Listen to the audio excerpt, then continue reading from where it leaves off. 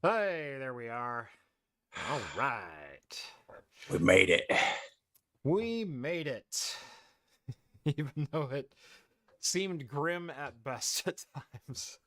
That's all right. Welcome to Talking Heads, everyone. Episode 267, your once weekly live show for the latest in beer and tech news. I'm Jeff.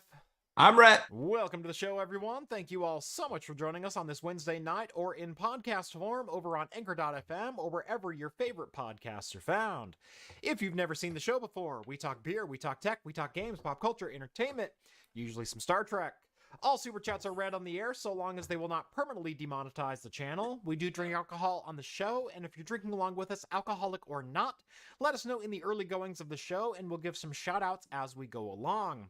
Last but not least, if you'd like to take part in the super secret chat and the even more super secret after party immediately following the show, think about joining the Patreon. Link is down in the video description.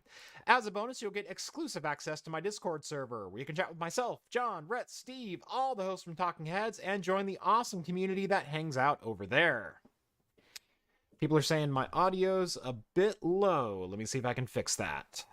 Sounds super hot to me, but Super hot to you? Yeah, weird. but I'm not the important one. I did change my compressor quite a bit, trying to even out some crap that was going on in the audio over the last week or so. So that's probably has something to do with it. Let me see if I can just give it just a touch more gain on the on the OBS side of things. There we go. That's peaking where it should. Excellent. Cool. Welcome to the show, everyone.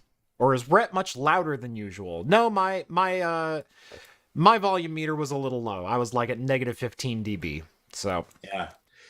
Who knows where I am? I'm on a different mic and interface every single week. yeah. So just to shake things up, I like to challenge myself 5 minutes before the show starts. I like to say, what did I do last week and what can I do different? Not even what can I do better. What can I do different? Rett is what we call a wild card. Yeah. That's putting it politely. Yeah, yeah. Oh, man. We talked about this right the last show of the year of 2022. Every time you think you get a little momentum here, man, something just like punches you straight in the nose. I got off the air last Wednesday and I was feeling like, okay, I have been sick ever since getting off the air last Wednesday. It started with like this little bit of like a stomach bug for like 2 or 3 days, and then Saturday I felt fine, and then I woke up again Sunday and I had this little tickle in my throat, and all of my kids have been sick all week long, like the entirety of since you last saw me. Fevers and coughing and hacking up lungs and coughing so much you throw up and just it has been a week. And if you can tell, my voice is like already tired. So got a non-zero amount of sleep last night. Can't even tell you how much sleep I got last night, because every time I started walking toward the bed, another child or creature would wake up and demand my attention. Naturally. Yeah. So, but it's going to be a good show. Obviously, it's the week after CES. Lots to talk about. There's especially big news with both AMD on the graphics side and Intel on the CPU side. And there's combinations of video and GPU or video and CPU stuff on both sides to talk about, but completely different use cases. All very interesting stuff. Kelsey Grammar has started up a brewery, and John Deere is reversing course on some of their anti-right to repair measures. Actually, a good number of things were reversed in a memorandum company-wide. So it will be very interesting to see if the poster child for anti-repair that's not a tech company kind of has some comeuppance in the rest of the industry. So we'll talk about that. But we're going to start today like we do every show. Rett, what are you drinking tonight? Something that I've never heard of, a brewery called Barcidius Brewing from Lebanon, Oregon. The the real annals of Oregon here.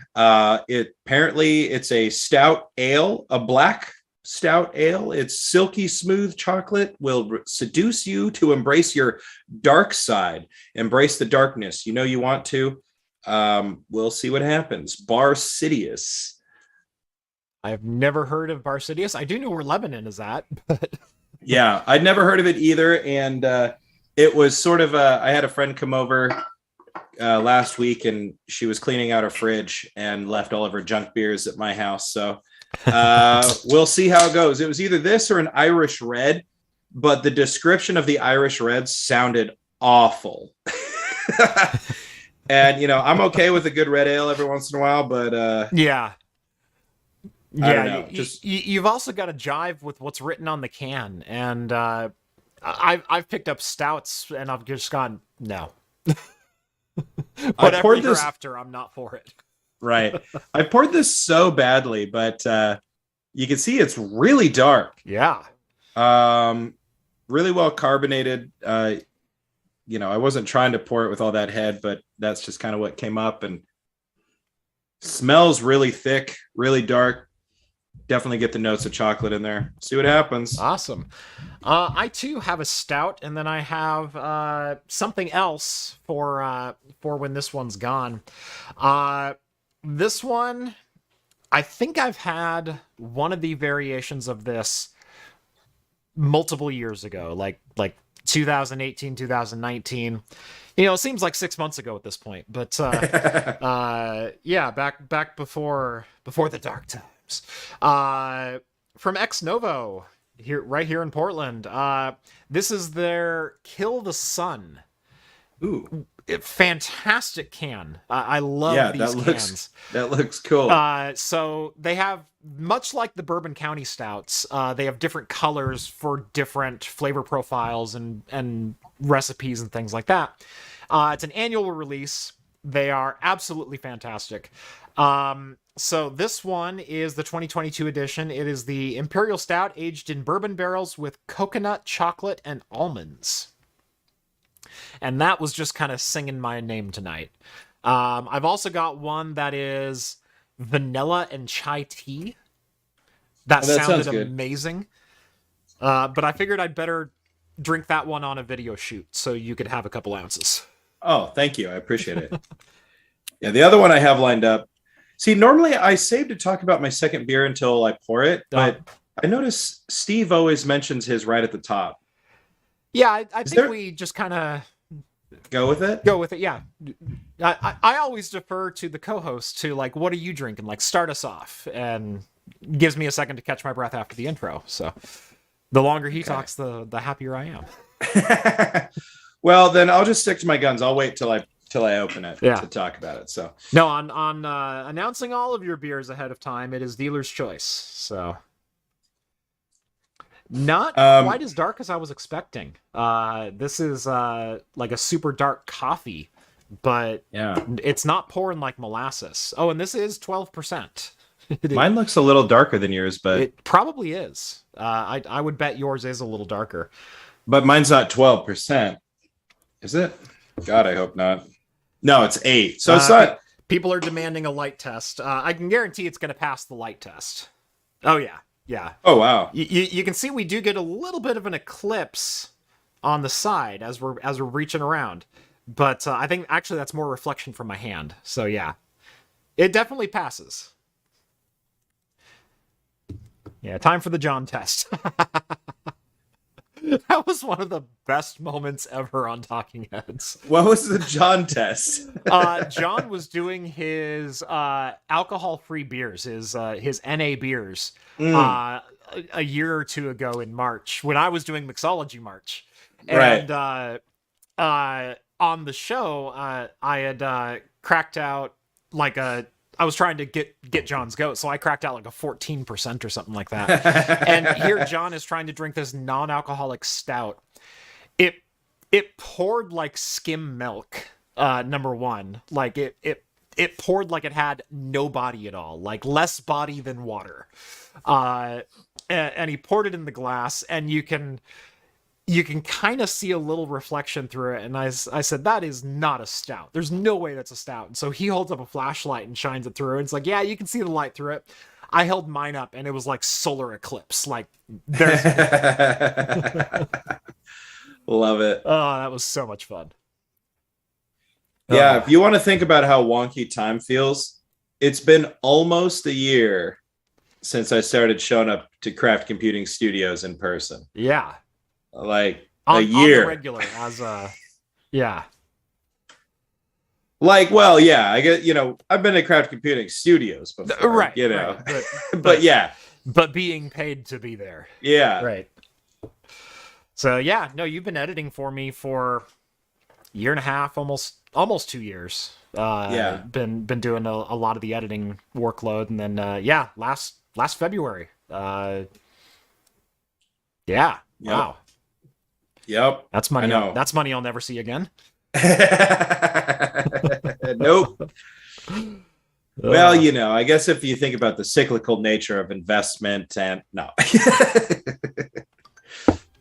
You are an investment in the growth of the company. However, December didn't do us any favors. No. I almost blame society for that one. It's like I really do. Yeah. If we could figure out how to stop getting everybody ill and then like maybe make the holidays less important. That would be fantastic. I've always, I commented during that last live stream with you that, the holidays for much of my life have not been like a happy time. It's only very recently I've kind of found like some new joy in watching my kids experience, especially as I've had more children and right. They've grown up and really gotten excited for it. Like this year we got them bikes, and so I got to be that dad assembling bikes on Christmas Eve and putting bows and throwing a blanket over the top of them. Yeah, fun. And getting to see their faces. In fact, 3 years ago on Christmas Eve, we surprised Miss, my oldest. I drove an hour and a half north to pick up Rambo from a breeder on Christmas Eve and brought him home. And so, Christmas Eve is the anniversary for Rambo at our house. That's cute. Yeah. That's really when Christmas started clicking for me again. But there was so much cool. not good through the years. Yeah. But I don't know. But yeah, I don't know if you ever feel this way in general, but like even long before, this last December, it's like, I feel like I find a good groove, and maybe it's just because of like the way that we sort of arrange, like our school year, for example, is like a really good way to look at it. It's like, I finally find a groove, and then, here's a week off for Thanksgiving. And then like, maybe I find my footing again. And it's like, here's 2 weeks off for Christmas and New Year's. Right. And then I'm like, why bother? as much anymore as I am wholly against the corporate America, 5-day, 40-hour, you have to be in your... I hate paying people for the amount of time they spend. I like paying people for the work that they produce. And that has always been... That's always been something that I've strove to do in my personal life and things like that. I like paying for skill. I like paying for, vested time that someone has into a skill, because I take my car to a mechanic, not because I can't figure out how to change an alternator. It's because I can't do it in less than 7 hours. Yeah. We were just talking about this earlier too in the studio. It's like, yes, I know how to mow my lawn, but between all of the other things I have to do, you can bring your the guy that mows my lawn, he's got like a stand mower. I don't know what you call those, but it's like this things you see on like a baseball field, and he's like going around corners at like a perfectly 90 degree and he's just standing on the back of it. Like, and the dude mows my lawn in like 15 minutes. He'll go and like hit all the weeds and trim the bushes, and he's gone in like less than an hour. Right. Every Thursday morning, which is fantastic because Thursday is kind of our slow day. That's every my Thursday day. morning, I know. Every Thursday morning, our lawn guys show up. Well, I mean, it's my lawn guys' day too. That's what I'm saying. But yeah, right around 9 o'clock, 9:30, the lawn guys will roll in.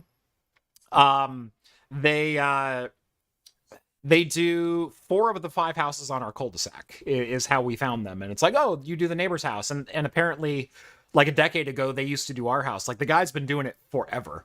And so he was already familiar with the property, already knew kind of what we wanted. And you know, they've helped do things around the house, around the yard that I didn't have time for or whatever else. But they show up, there's 3 guys, they tackle it. And in 15 minutes, it's done.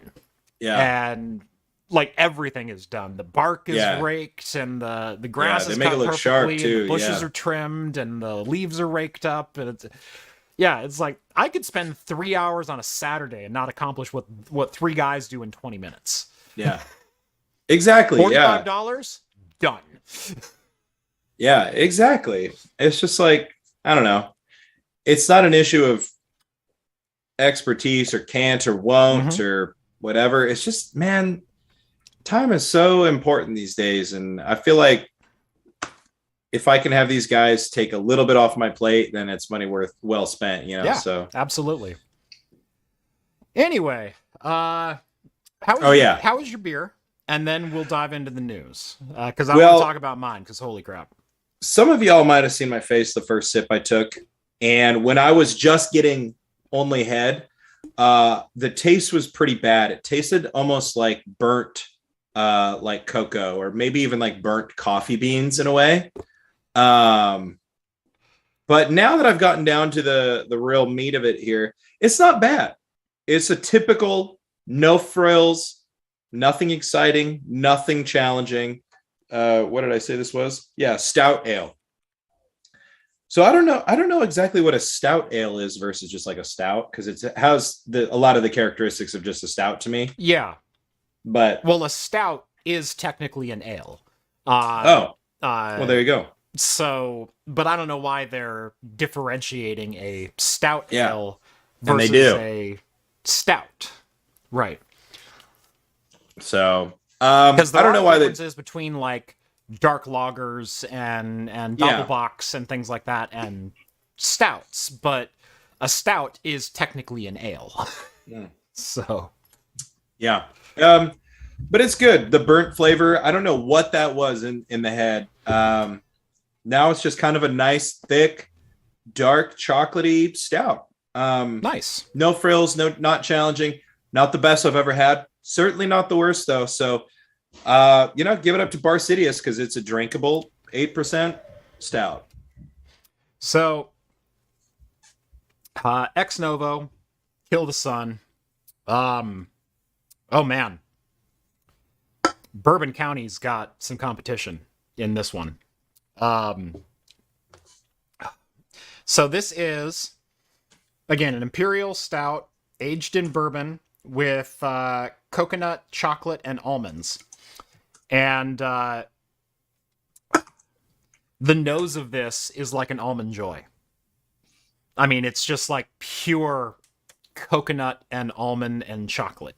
It is fantastic. Probably some of the best coconut flavor I've ever had maintained in a beer, and that is a difficult one to get. It's rich, it's thick. The bourbon kind of kicks in midway through with this, I don't want to call it like a sharp note, but it's a very pronounced note when it kicks in. And nice. And then it's like a bourbon and chocolate cherry kind of fade out on the flavor. Oh, it is so good. I am so digging this thing. Especially considering the last couple of years of Bourbon County have not been fantastic. Like 2020 was amazing, but then 2021 was like, I think this needed another 4 months in a barrel. This is smooth. It's mellow. This is like the top tier Bourbon County stout, but from Portland. Like, Silver Falls Brewery just released a barrel-aged stout and then something they're calling a Tennessee whiskey barrel-aged imperial stout. They're like $25 for a bomber though, so I was gonna get one for the show tonight, but I didn't. I could split one of those with you. Maybe I'll grab one then. Yeah, pick one up. Yeah, sounds good. Kren chimes in with 5 Aussie bucks. Thank you very much, sir. Good day, mates. I know the feeling. Got 2 sick hours after a late night meeting. It sucks. Yeah. Or got sick 2 hours after a late night meeting. Okay, yeah. Now I get what you were saying. Yeah, no, like I was pretty okay during last week's show, and then like I got on the after party and I'm just sitting there for 30 minutes just going, I don't feel good. And yeah, I've been sick since then. So my middle kid came home from school Friday. They called us at like 10 in the morning on Friday and said, she's like hacking up a lung and you probably better come pick her up. So we went and got her. Yeah, and then it's just been downhill from there. Like every other kid has had it, and pushing 102 fevers and everything. Oh, Yep. The plague is real. Anyway, let's go ahead and jump into the news. A little bit of some somber news here. Sim Wong Hu. You might recognize that name if you're a child of the 80s and 90s when it comes to computer technology, specifically around either sound and audio processing, MIDI, and gaming on PCs. Sim Wong Hu was the creator of the Sound Blaster for Creative Labs. He pretty much revolutionized the sound processing industry when it came to PCs. He was very instrumental in basically creating the standard that everyone started following from the inception of the Sound Blaster on. If you've ever installed a DOS or an early Windows game, specifically like from 1987 and then through about 95 or so, you would see options for 100 different sound cards. There was AdLib, there was Gravis, there was a whole bunch of others. And then you had Sound Blaster and compatible. And you would click that, and your sound would work. And it's in no small part thanks to Sim Wong Hu. So, definitely an interesting read on this article. Thanks to Engadget for posting this one. But yeah, creator of essentially what became the standard for PC sound, passed away this week. So, yeah, when I was first getting into PCs, it was like still almost a requirement to have a sound card. And I don't think I could have named a single other sound card. It was always just like, nah, man, you got to get Sound Blaster. Mm-hmm. There's so many Sound Blaster cards over the years that I legit lusted after. Like sell your left nut. I want that sound card. I finally bought one of them. I bought an Audigy SE2, and when I was trying to build my retro PC, I wound up not using it because the hardware I was trying to use was too new to still have PCI bus, and so. And I wasn't going to deal with down converting PCI Express into PCI and whatnot. I was trying to build an ITX retro rig, which I eventually did, but I had to give up on using PCI and period correct hardware. But yeah, I did end up buying a couple really nice Sound Blaster cards. I think it was an Audigy Gold, something like that. Audigy Gold or Audigy SE2. Yeah, the AW64 MIDI soundboards were amazing. Yes, they were. Gosh, I'm trying to remember the Sound Blaster that had the... Was it the Extagy? I think it was the Extagy. Sound Blaster Extagy. There were 2 or 3 of them, and they included 5.25 bays for your front panel of your PC with 20 different input and output connections on them. They had everything from your composite, your RCA, sound outputs, and 3.5 headphone amplifiers, to optical out, MIDI in and out, 5.1 dedicated surround out for, multi-speaker setups and everything. And they had so many ins and outs on a PCI card that not only was the PCI card itself full, they also had a breakout off the 15 pin for like an extra 10 or so connections, and then a front panel board with another 20 connections on it. That's how much I/O they fit into this PCI card. It was nuts. Remember reading about that card in Maximum PC magazine. I think I still have that magazine, in fact. So, page 69.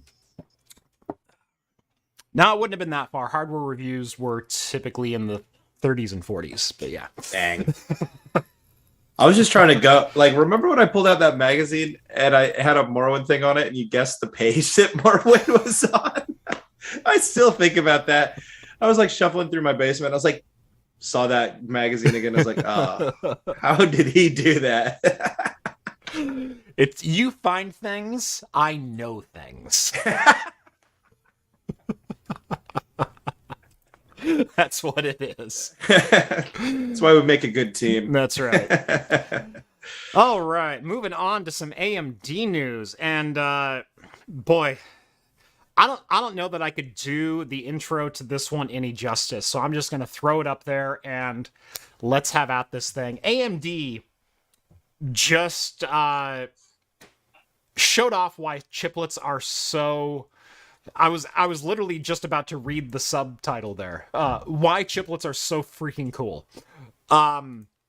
We all know that because AMD makes their process nodes all on chiplets, that they basically only produce 3 pieces of silicon anymore. They produce their CPU, which is a single CCX module. It's a single chiplet that can be inserted onto a board, and it's the CPU. It has 4 Zen cores with hyper-threading, and they're unlocked, and so many PCI Express lanes, and so much cache. And then you add multiple CCXs on, and then you put on an I/O die, which is the other piece of silicon that they make, it's the interconnect for everything, and has PCI Express lanes of its own, and memory controller and everything else, and unifies the cache and gives gateways between the chiplets and makes everything work. And that's what a Zen CPU essentially is. Then AMD also has their graphics division. Now, they do make different pieces of silicon for the graphics division. It's not just one single chip, kind of like it is for the Zen CPUs. There's multiple different dies for graphics. But essentially, it's all the same design, just scaled up and down. Well, what happens when you have chiplet CPUs and chiplet GPUs? What if you just put them on the same chip? And that's what AMD has done here in a phenomenal display of engineering prowess. AMD's new server-based graphics card is, make no mistake about it, made for AI. This is not a gaming card. This is not anything like that. I doubt this will even have implications in VDI, cloud gaming, cloud computing, anything like that, because the technology is a little bit different to utilize the CPU and GPU on the same chip for rasterization and ray tracing. We'll get into that in a minute. But there are applications for AI-assisted development, learning, processing, machine learning, that kind of like if you think of just the difference between a CPU and a GPU, one of them is really good at using 1 million hammers all up on one project, and another one is good at using one really big freaking hammer, but it takes a little while longer. And that's kind of the difference between a CPU and a GPU. A GPU has thousands of cores that will simultaneously work on the same task, and An individual core can't do anything, but you put enough of them together and they'll move mountains or at least rasterize them. When it comes to CPUs, they are brute force machines, but they are so fast at individual tasks that one CPU core can brute force its way through just about anything. And they're two very different concepts for how you process data. Well, there are AI tasks that are definitely GPU designed around GPUs, designed around those multifaceted execution units, that could absolutely use a little bit of brute force alongside of it, and vice versa. There's accounting software and genome decompilation and things like that are very CPU intensive, that maybe they could use some GPU horsepower to help guess the next piece of the equation that the CPU hasn't figured out yet. That's how Intel was so fast until Meltdown and Spectre things happened, is what was called speculative execution. They were guessing 2 and 3 steps ahead of the math that they were trying to do to guess the answer that the computer hadn't asked yet, to spit out an answer even faster. That's in layman's terms. And that's actually what was exploited during Spectre and Meltdown, was the data that was being held in cache used for that guessing algorithm. There's definitely use cases where AI processing for image recognition, or the fab thing to do right now on the social medias is to have AI recreate you an avatar and whatnot. That's obviously GPU dependent, but man, if your CPU could sit there and crunch all the numbers in the background and then just feed the GPU the data that it needs to then assemble an image, that's speeding up your whole process. And like I said, the implications of this are pretty much endless, but this die is massive. NVIDIA's RTX 4090, the AD102 Ada Lovelace GPU die, is 76.3 billion transistors. And it's one of the largest monolithic dies that's ever been created. AMD's MI300 has 146... MI300. Oh, it's an I. Yeah, I'm MI300. sorry. MI300. Idiot, Rett. Yeah. The MI300 has 146 billion transistors. It is literally double. Literally double the square inch size of the die and double the number of transistors. It's crazy. They're going to be using RDNA 3 for the graphics architecture, CDNA 3. It is the compute-specific version of RDNA 3. So same underlying technology, but different API, different instruction sets. And packaged alongside a Zen 4 CPU with a 128 gigabytes of HBM2 memory integrated into the card. So this die has a Zen 4 CPU, a CDNA 3 GPU, and 128 gigs of HBM3 memory, all on that one package.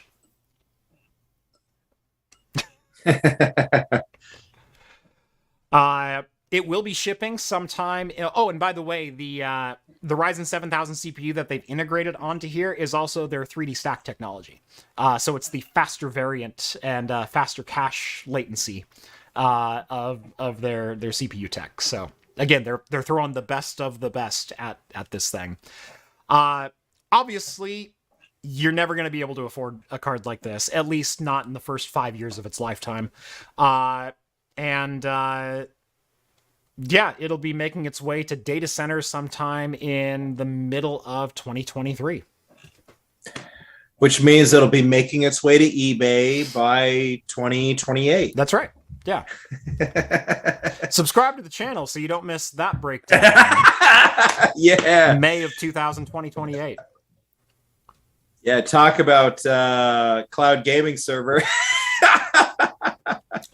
What could you do with 7 MI300s? The video writes itself. Are we going to be limited to 12 gamers by then, or? Well, it depends. I mean, are we feeding 8K direct into your retina? I was going to say, yeah. I guess it depends on I can't gaming play technology. Anything less than 240 frames per second. It gives me a migraine. Yeah. I only have the 720p retinal implant, unfortunately. Yeah. I'm stuck at 480i. Are you kidding me? Not only that, but my retinal display will be like a 4:3 display. Widescreen's a lie. Sorry, guys. Your eye is 3:2. It's simple math.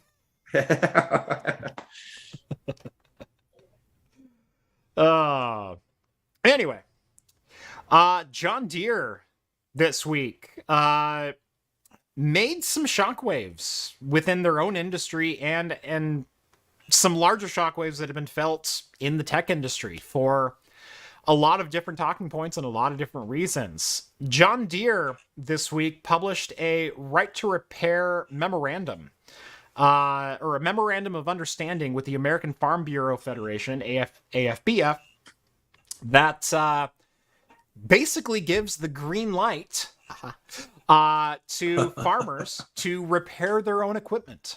You know, the thing that right to repair says they should have. For those not in the know, John Deere is pretty much the poster child outside of Apple when it comes to staunch anti-right to repair.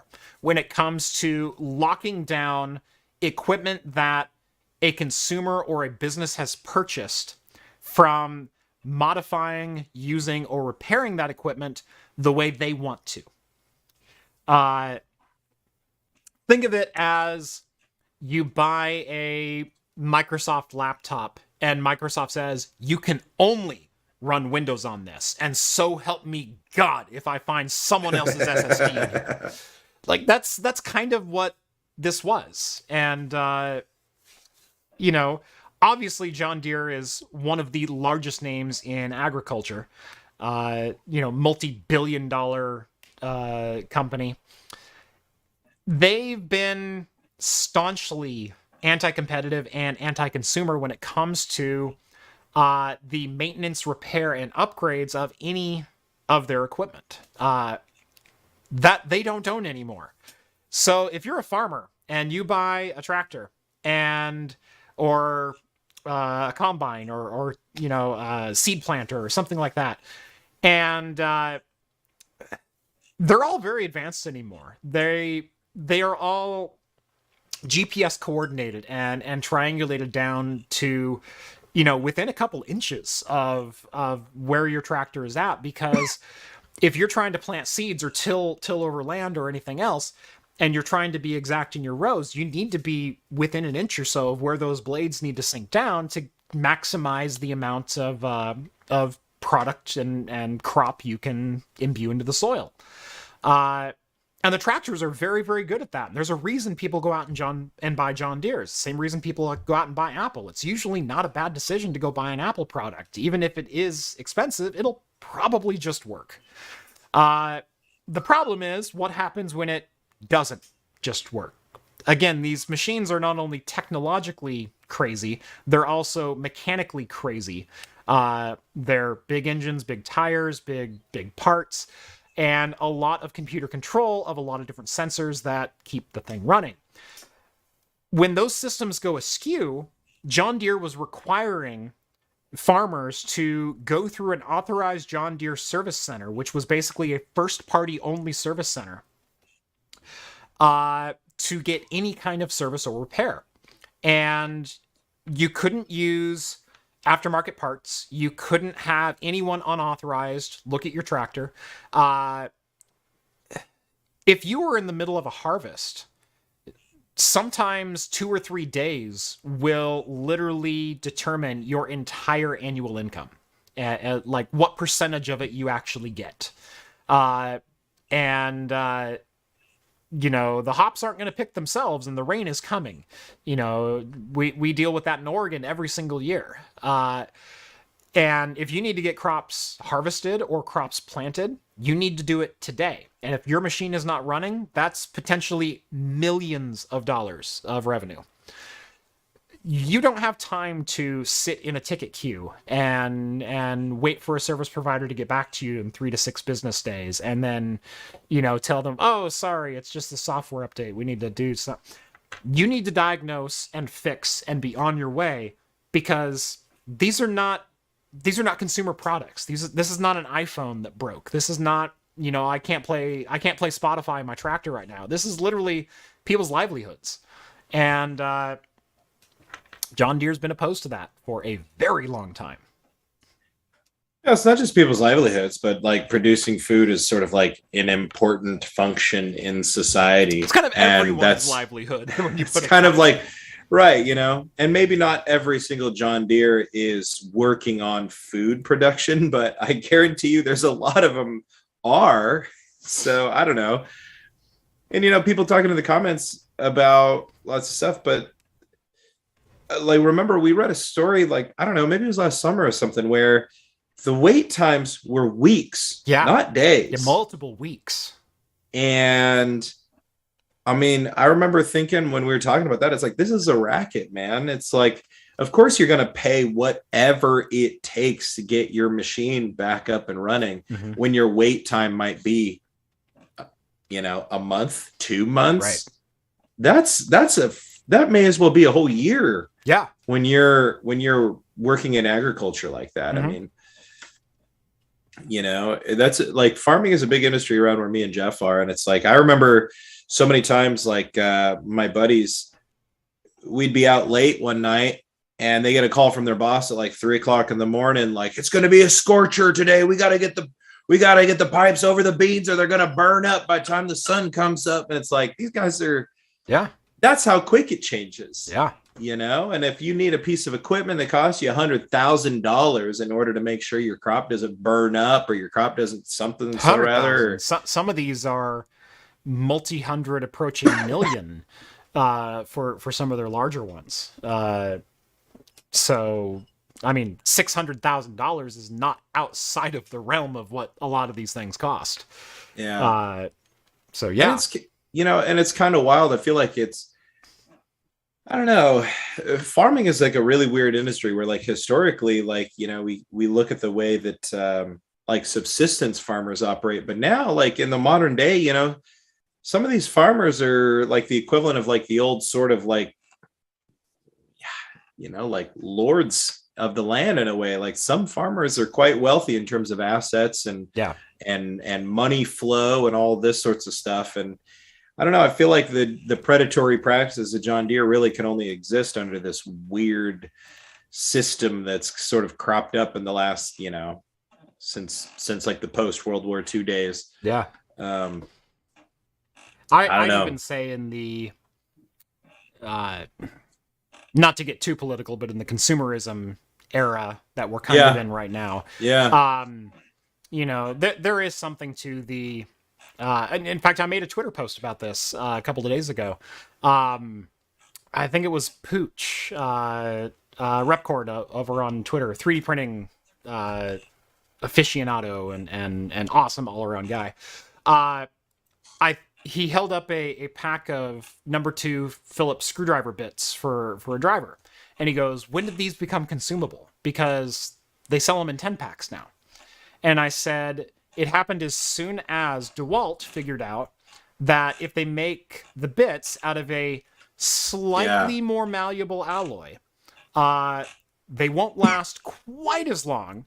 And instead of selling 1 bit and literally you passing that number 2 bit down to your kids, you can now sell them in 10 packs, but they still last long enough that they still think you're a quality product.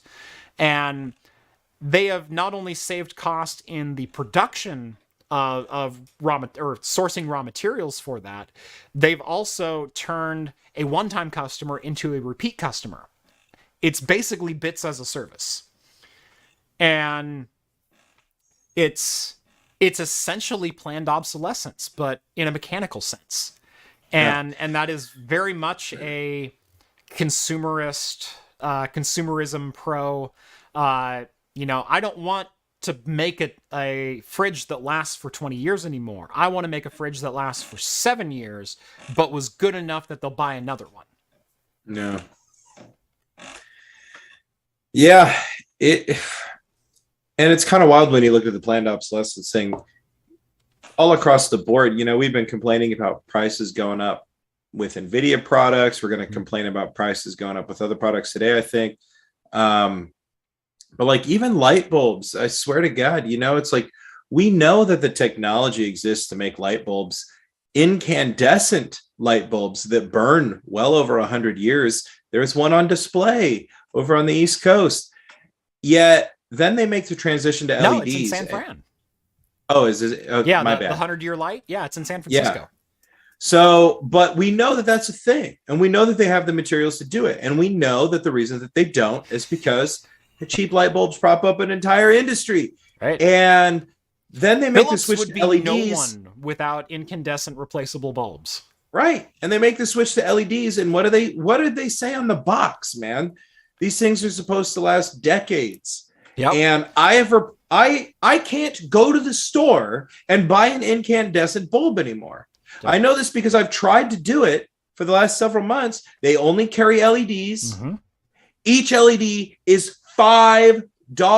It is. And I have replaced every single one in my house 3 or 4 times. Here's the deal. LEDs, in theory, can last forever.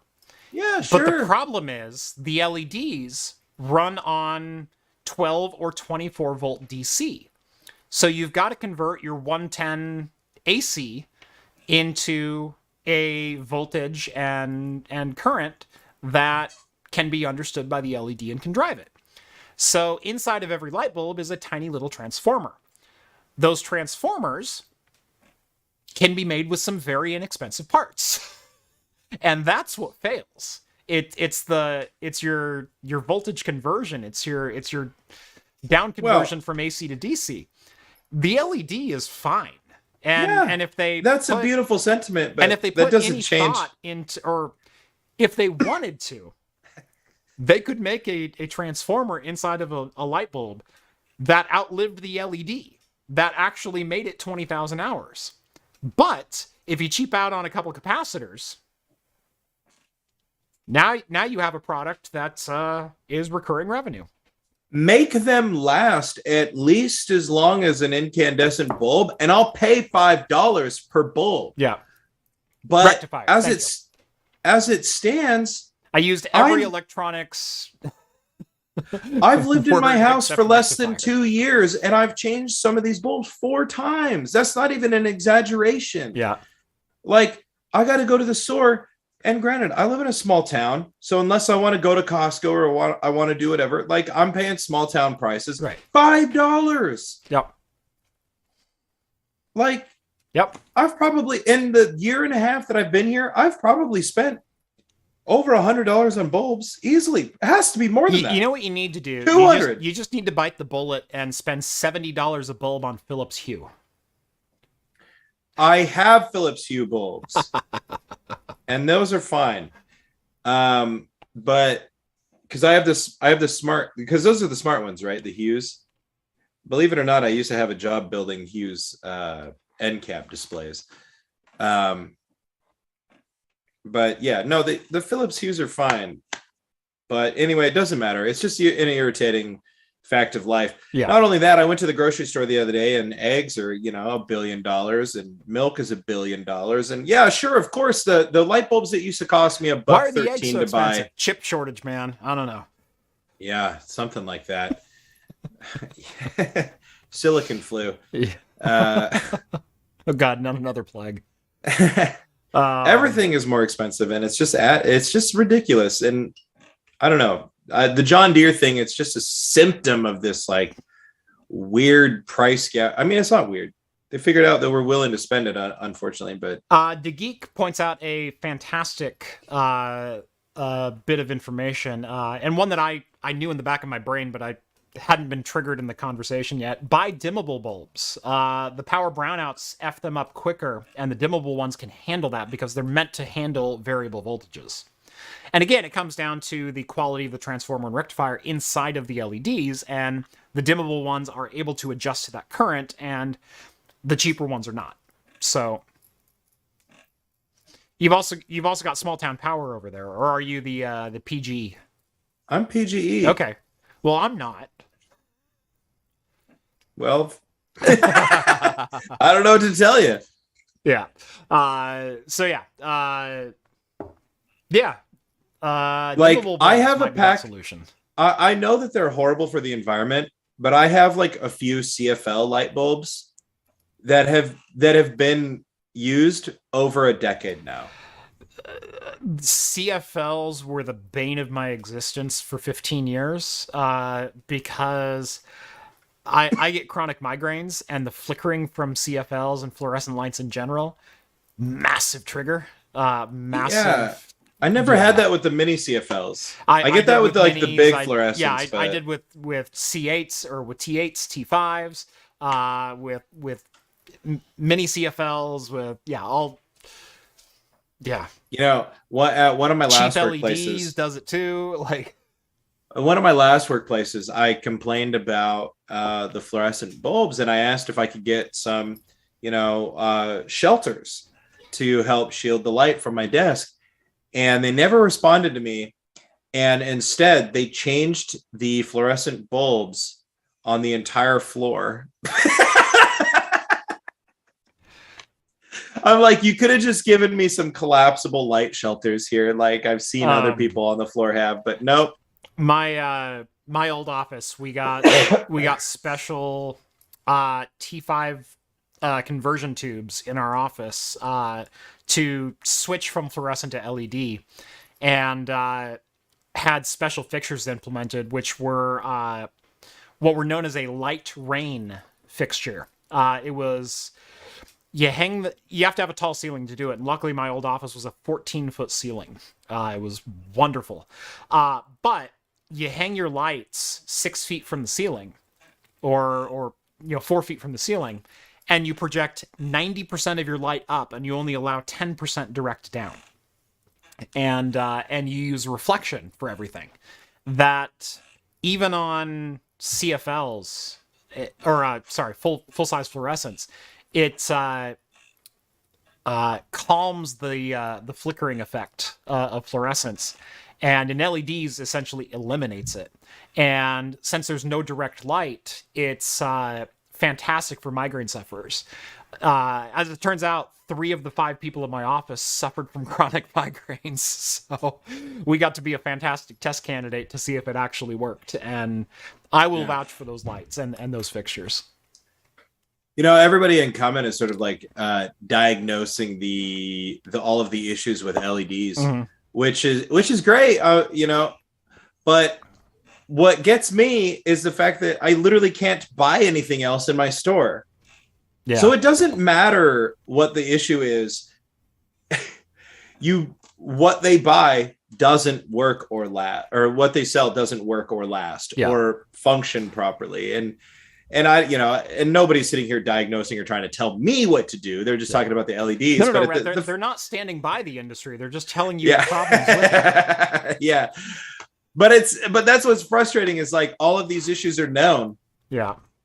Yet there's nothing you can do. You have to buy this product. If a single company came out and made an over-spec LED that didn't overheat and had proper electronics backing it for AC/DC conversion, could handle voltage variances from 40 to 280 volt, and produce clean sine waves and fantastic performance and everything else, I'm sure that company would do quite well, but I'm sure the other companies would want to put them out of business very quickly. So would Cree sell LED drivers to X company if they started making lights that lasted forever and started threatening other businesses? This makes me really mad. Uh-huh. Like I said, there was a switch sometime between World War II and now. Yeah. And, I just used to be able to have. Right, they did make fridges different back then, and Yeah. whatnot. I will say, for as much as many industries are suffering from the planned obsolescence or cutting corners to save money in lieu of quality and longevity, there is an industry that has benefited greatly from an increase in machining precision, and that's the automotive industry. Cars are lasting longer than ever so long as you treat them properly and give them proper maintenance. There were cars in the 70s, 80s, 90s that if you bought it, they were 100,000 mile or less ticking time bombs. The Dodge Neon comes to mind with a head bolt that was too shallow, so you couldn't torque the bolt down enough to hold the head gasket tight, and they blew out their head gaskets within 60,000 miles. Well, see, here there's every GM product from 1985 through 2000. Yeah. David Ashwell says, Rett is both right and wrong. Yes, you should be able to buy a product that just works. But also, when have you not had to Frankenstein electronic hardware in the history of electronics? I'm not talking about like some device which you can, bootstrap or jailbreak or do it. I'm talking about laptop that's running Linux right now. I'm talking about a light bulb that you screw into a socket that's hanging from your ceiling. Like, I'm talking about the things that I used to be able to buy for $1.13 that would burn for 2 years without an issue. Yeah. Like, there is nothing for me to do with these products. There's no Frankensteining this. I'm not going to buy a box of light bulbs for $5 a piece and crack them open just so I can light my house. I will literally buy a flatbed of CFLs and just poison the entire countryside while I'm at it before I have to do this. Like, just give me a light bulb that works. I understand what you're saying, though. Like, generally speaking, yeah, electronic products, like learn how electronics works. This is a light bulb. It is one of the most basic electronic items ever invented. For God's sake, some idiot invented it in his basement while claiming credit for it. I don't know where I was going with that. He's not an idiot. Nobody's an idiot. Tesla and Edison are not idiots. But you know what I mean? It's like, come on, it was invented before computing. It was light was one of the main reasons that electricity started spreading. Yeah. And we started generating electricity at city-sized scales to light it was safer. Things up, especially above the 45th parallel, because it's night at 3:30 here. Yeah. And it was safer to do than piping gas all over the city for your for your candles, right? Your streetlights were gas powered too. It's like, I don't know. It just bothers me that, like, don't let these people off the hook, David Ashwell. Yeah.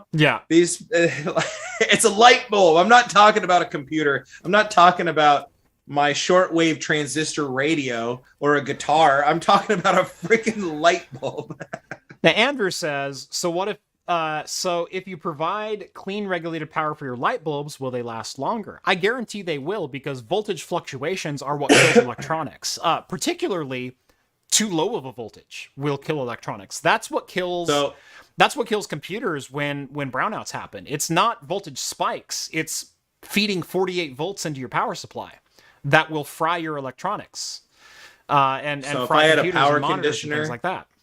If I had a power conditioner, like, after the fuse box leading to all my lights, would that help?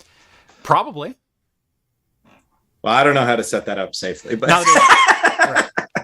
That is outside my realm of expertise. What is inside my realm of expertise?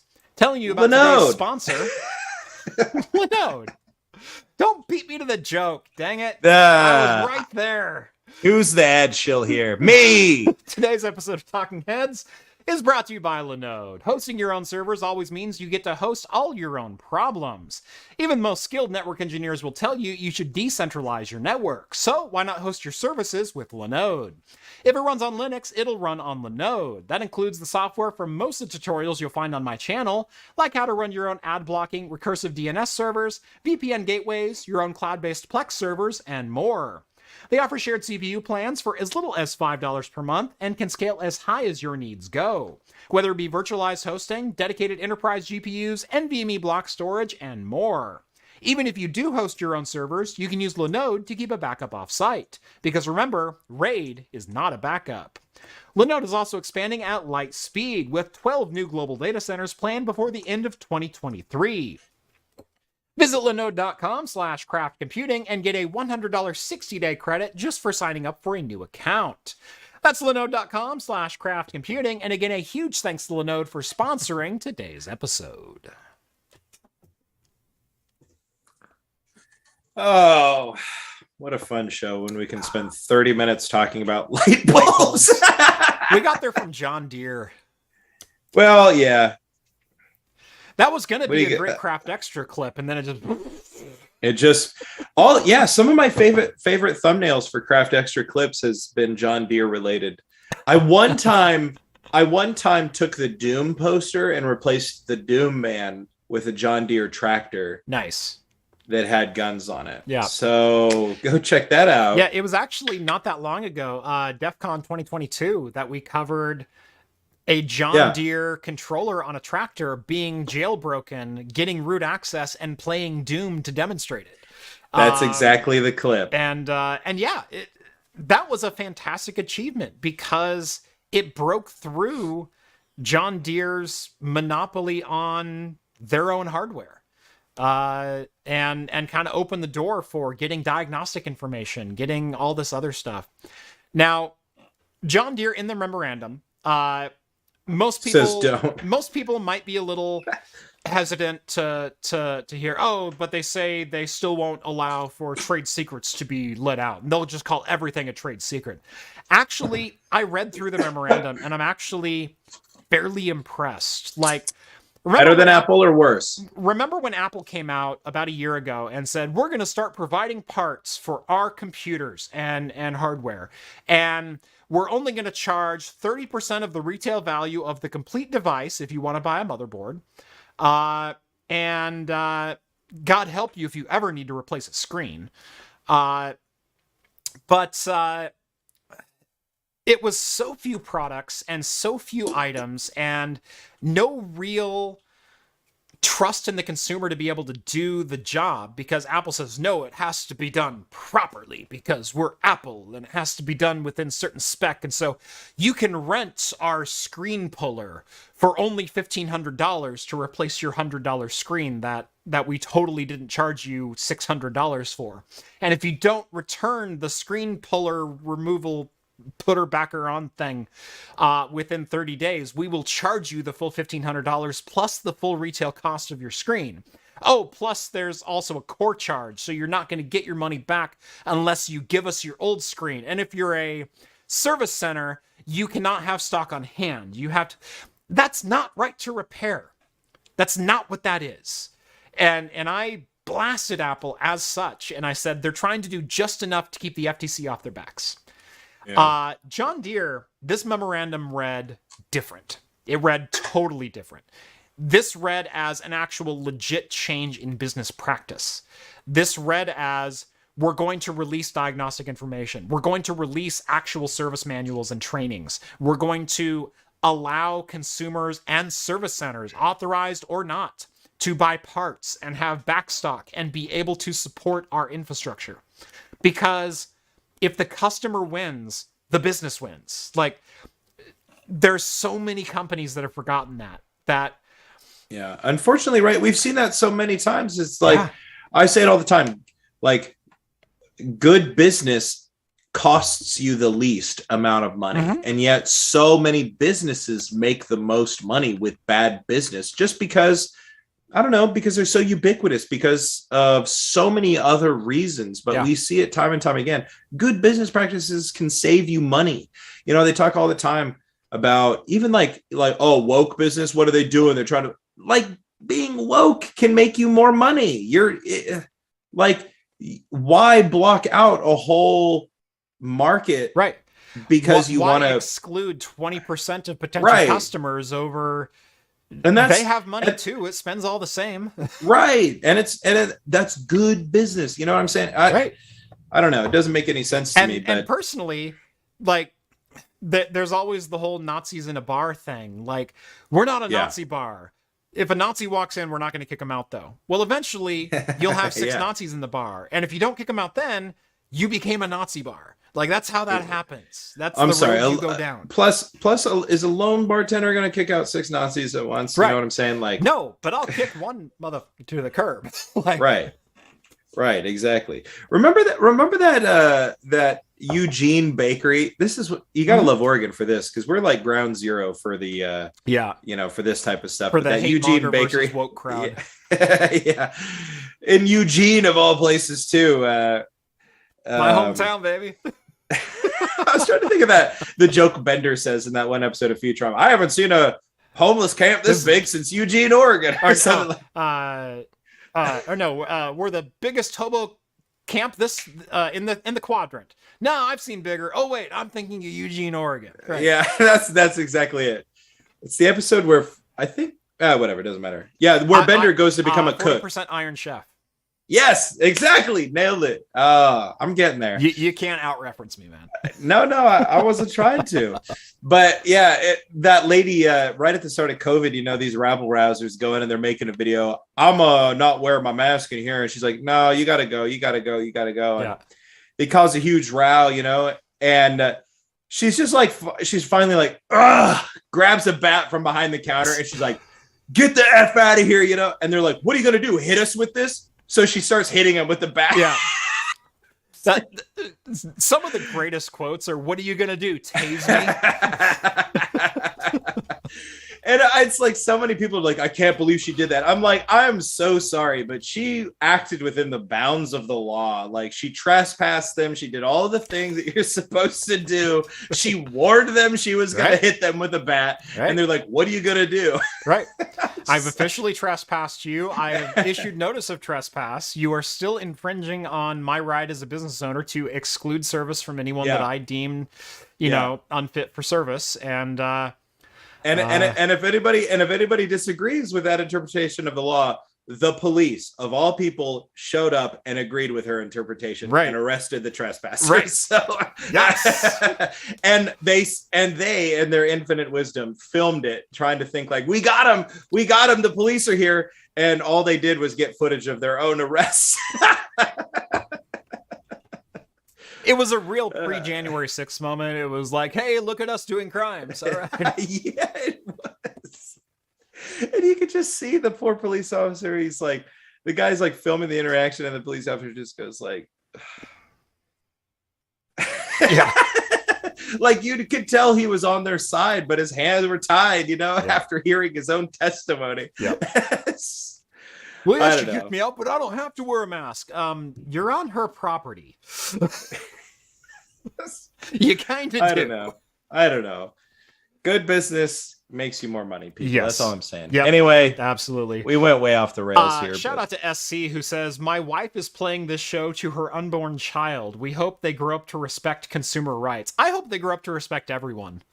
If I can give anything from this show, it is, we're all people. Treat people as people. Human rights should apply to consumer all rights. No. Like, I've always been a staunch believer in that. I don't care who you are, what you are, how you recognize yourself, who you decide your life partner / no partner should be, whether you want to have kids or not have kids, or who you sleep with or what you do. I don't care, because human rights should be a universally human thing. He really doesn't care. I've tried to shock him many times, and it just doesn't work. Right. It just doesn't work. Right. The Rocky Horror cosplay, like, whatever, man. It's your jam. It's not even Saturday, but go for it. Yeah. Well, hopefully your kid grows up after listening to this and can abolish Apple. That'd be cool. Yeah. Destroy the monopoly seeking behavior of mega corporations. Hopefully your child doesn't have to grow up. Support small businesses. Yeah. Like, remember playing, what was it? Outer Worlds, and like your first interaction with that guy is in the cave and he's all like, "Oh, you have a med pack for me? Wait, is it Spacer brand med packs? Because I contractually I can't have any other med pack." Right. Like, hopefully I your child jokes in that game, dude. The capitalist like megacorp thing in that game. I'm gonna have to die. Yeah, exactly. It's just like, dude, come on. We're way off the rails. We are. Well done, John Deere. I just about have another beverage to pour, and then we can jump into the Intel news. Now, I will say we're off the rails, but we're doing a pretty good pace to get through all the news. So yeah, I think so. I poured another beer. If only we hadn't spent 30 minutes on light bulbs. That was a good talk. I don't care. It was a good talk. It was a good talk. Andrew, you know, over $5. Get off my lawn. Proxmox. ZFS 21 terabytes raw, 3 terabyte disks. Ooh, good God. I put into a single 8 terabyte virtual disk. The pool reads full. If I make 5x 1 terabyte disks, the pool reads full. Why? You're gonna have to elaborate a little bit further. I don't know if it's sick brain or you're limited to 280 characters, but I'm not quite getting CFS. at what you're putting down. I put 21 terabyte raw, I get that. How are you formatting it? Number one. It's Proxmox ZFS, I'm assuming Z2, so you would have 2 disk failover. So if you've got 8x3, that would be 6x3, so 18 raw, more like 16 formatted. RAID Z, okay, so closer to 19 formatted. 21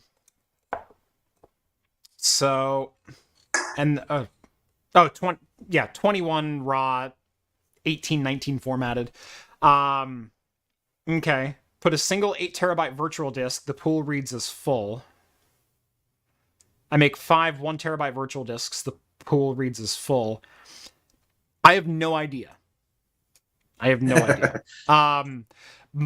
Proxmox pools usually top out at about 2 terabytes, just because I have a file server sitting next to all of my Proxmox servers, and if I need more...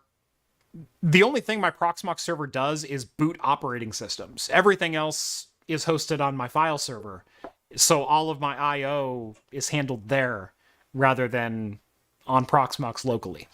So I'm actually not sure. Yeah, 3 terabytes, you've got like 7 to 9 months on good pools, and then all hell's going to break loose. Yeah, Andrew, if anyone should know the problems with running 3 terabyte drives, it should be you. In fact, I've got like 20 of them you can have. Just for extras, just start chucking them in. As soon as you've resilvered, just throw another one in, just to be safe. Maybe that virtual disk is using all your space. The 3 terabytes will have data already stored elsewhere. I am not worried. I also said I'm not worried, but the problem is eventually they're going to stop working.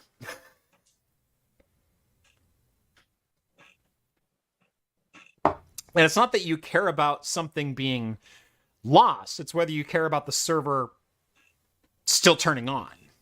So, Jeff, implemented your advice on using a 5700G for virtualization and Proxmox. Ended with an amazing forbidden router that chews through workloads. Yes! My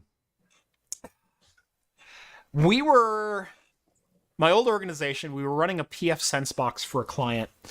And we had it virtualized, and I think it was virtualized, God help me, in Hyper-V. Dedicated NICs, but dedicated PCI Express pass-through NICs, but inside of Hyper-V, it ran just fine. But I think we were on a V2 or a V3 Xeon, so Sandy Bridge or Haswell. And man, we just ran into so many issues of threat detection and blocks taking up so many resources, and then the logging server on pfSense taking up an equal number or more number of resources trying to catalog that data. And we had to catalog it for this client. It was required for their infrastructure. And so we had to do something with it. And I finally decided I'm just going to throw more horsepower at it. So eventually I gave them a bare metal AMD EPYC 16-core pfSense box. Yeah, we ran a 7441, I want to say. Is that the 16-core? 7441 EPYC?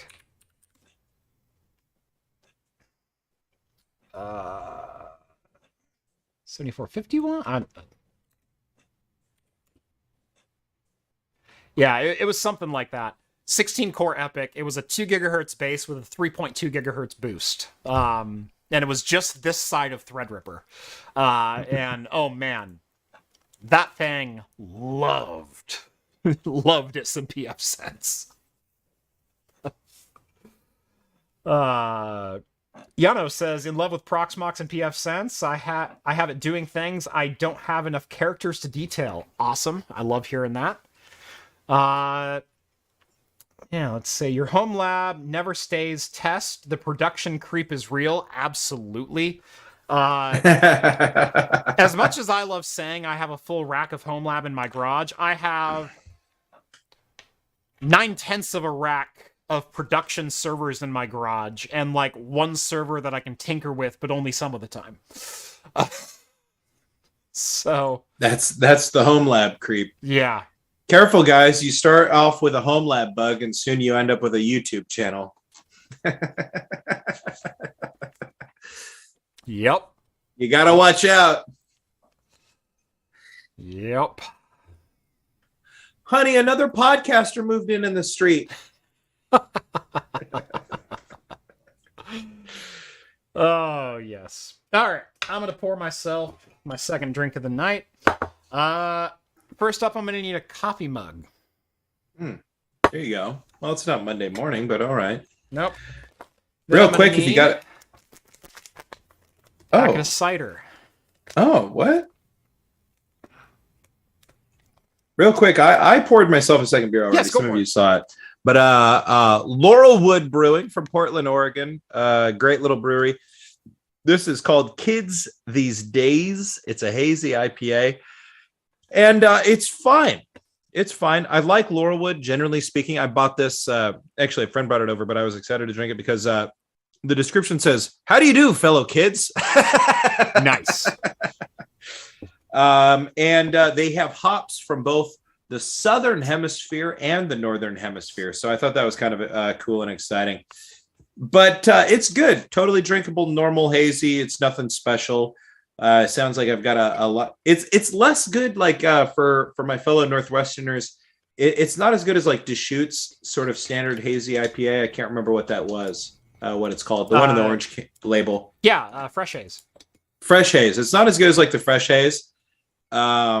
Like for a standard drinkable, like staple hazy from a Northwest brewery.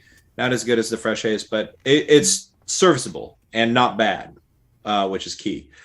Oh, so what? You're going for like a delightful hot... Little hot toddy kind of thing. Hot toddy, okay. My throat hurts like you wouldn't believe right now.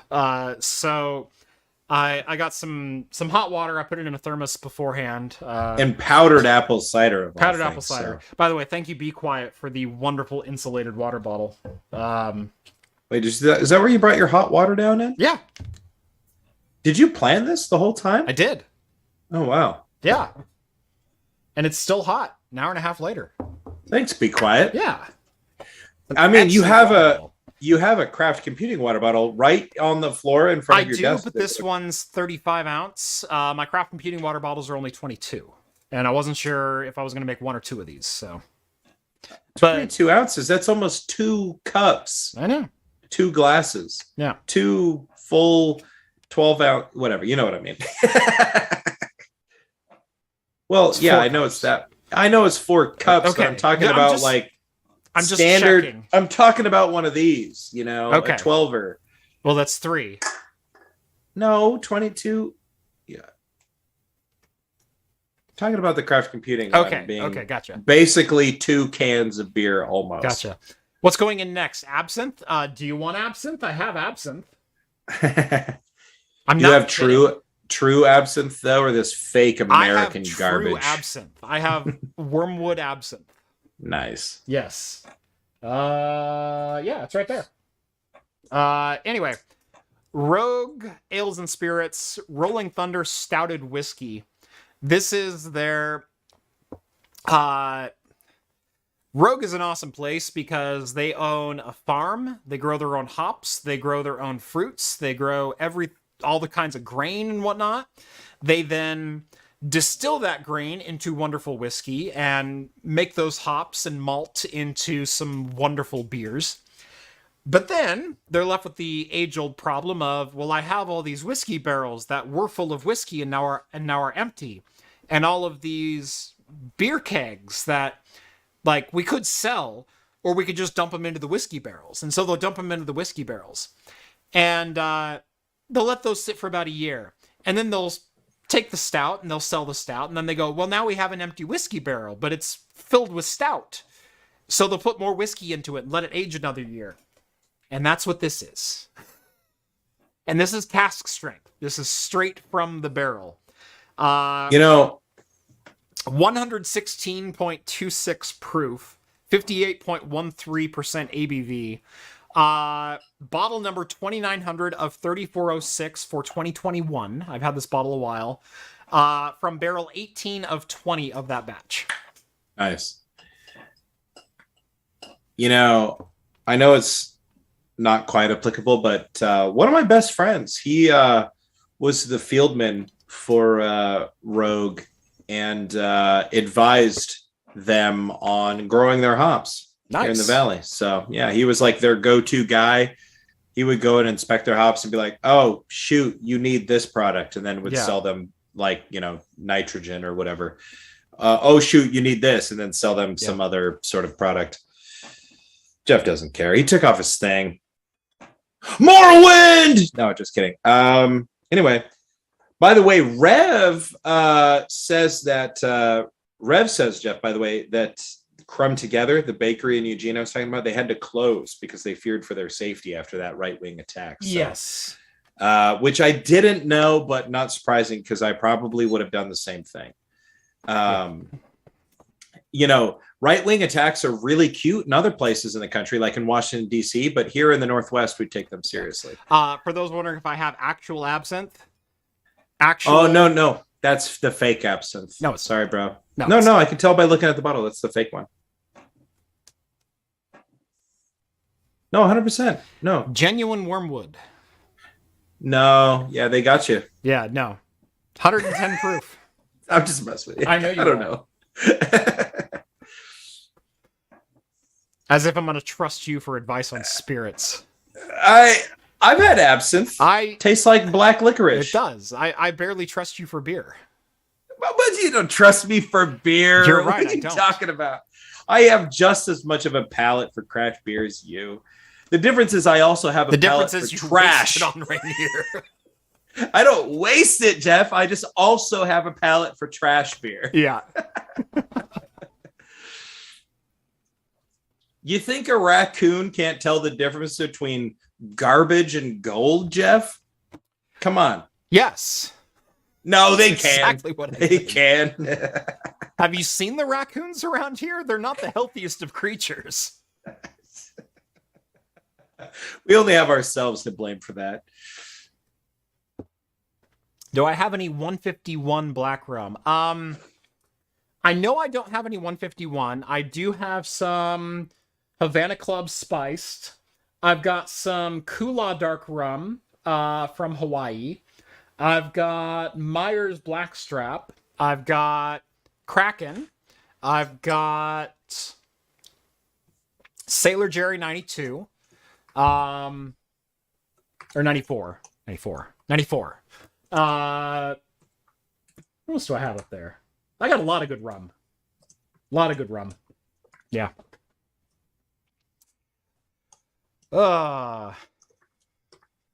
Rhett's palate also slums it a lot.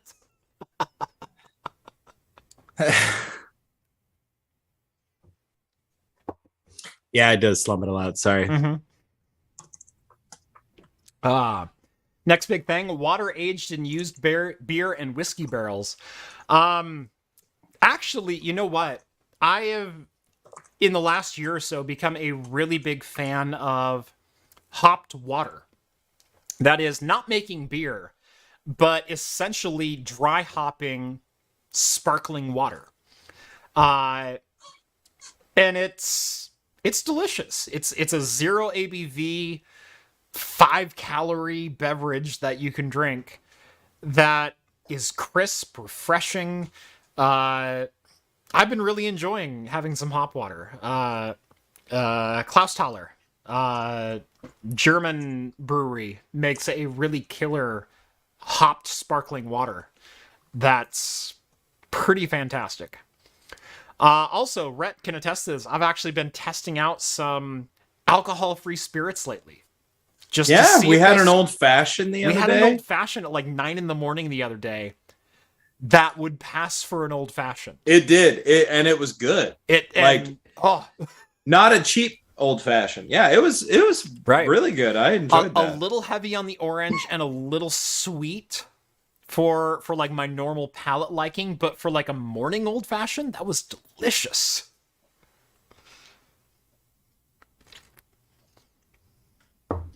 Yeah. David sends, I need to send you guys some Jackal Beer Works. Yeah, address is in the video description. Feel free. We'll open it on the show. I love getting beer in the mail. Not that anyone would ever send beer in the mail. All right. Pixel 7 owners report spontaneously shattering of camera lenses. The breakages are reportedly happening despite phones not being knocked or dropped. Some owners say they've discovered the issue after use in cold temperatures. This kind of aligns, and I'm speaking out of my ass here, this kind of aligns with the use of tempered glass in displays, where glass is held under too much tension and not allowed to contract or expand with temperature changes. Now, is it happening? Obviously, something is happening. Obviously, yes, Pixel screens are breaking at an above normal rate. Or rear cameras are breaking at an above normal rate.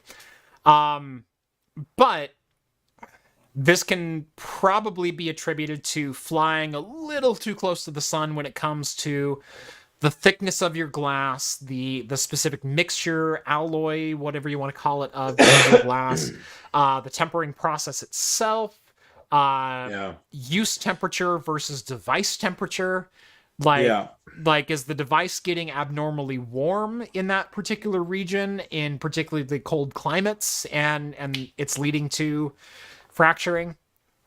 We know glass cracks in the cold due to device changes, due to environmental changes.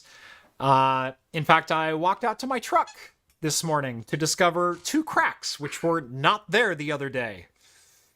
Yay! I have never had to replace a windshield on a car, and all of a sudden my truck develops 2 cracks, and I'm gonna have to replace the windshield on it. Jerks. Yep.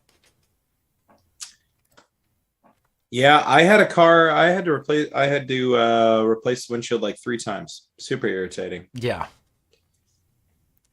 But yeah, I don't know. I thought this story was interesting. Number 1, because it seems to be kind of a widespread phenomenon. Yeah. Number 2, because it's from The Verge, which I know Jeff loves.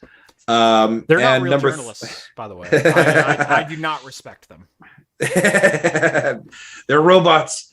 But also number 3, because I just bought a Pixel 7. Now I'm not using it. My wife is. They're even worse. Yeah, exactly.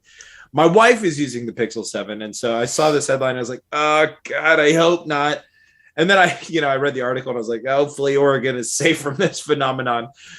Given current extreme weather trends, I doubt it, but who knows? Maybe we'll scrape by. It doesn't sound like it's obviously not happening to every single Pixel 7 user, right? But enough of them, and especially people who they're like, yeah, the phone was fine. I put it in my pocket, and then I came in and it was like, oh, that's broken. Yeah. Oh, there's broken glass in my pocket. And the fact that it's the same break across multiple user reports, they're all breaking in the same location. This screams of some environmental / device QC issue. Yeah, exactly. So I don't know. I thought it was an interesting enough issue. We've talked about new device QC issues like this before, and particular to me in this instance, but maybe to you as well, worth keeping an eye out if you have just bought a Pixel 7 because they were, I don't know, affordable during the holiday sales. I thought about it, but I just got a 5A and I freaking love it. Nice. Yeah, I've also never killed a phone before. Yeah, I have. I've broken the screen on one phone ever, and I was devastated when I did it. This is going to age me a bit. This was in 2005, and I dropped my sidekick. Got him, I dropped my handspring visor, which was the offshoot from Palm Pilot. And in the handspring slot, I had the cell phone module. And it activated it with my service. And so my Palm Pilot was now my cell phone.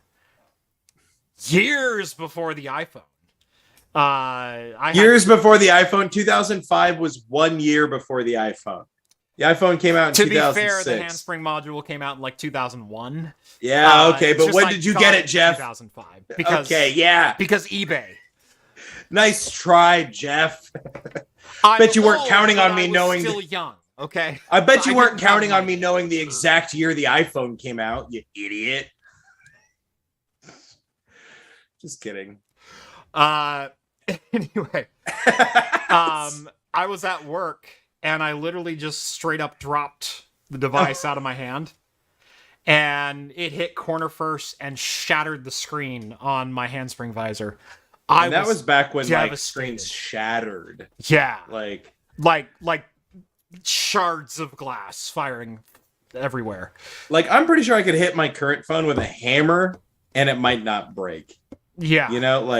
I'm not saying whack on it. But if I try to break this and break it. Yeah, maybe. I don't know. I had an iPhone 4 that I was borrowing a few years ago, 2015.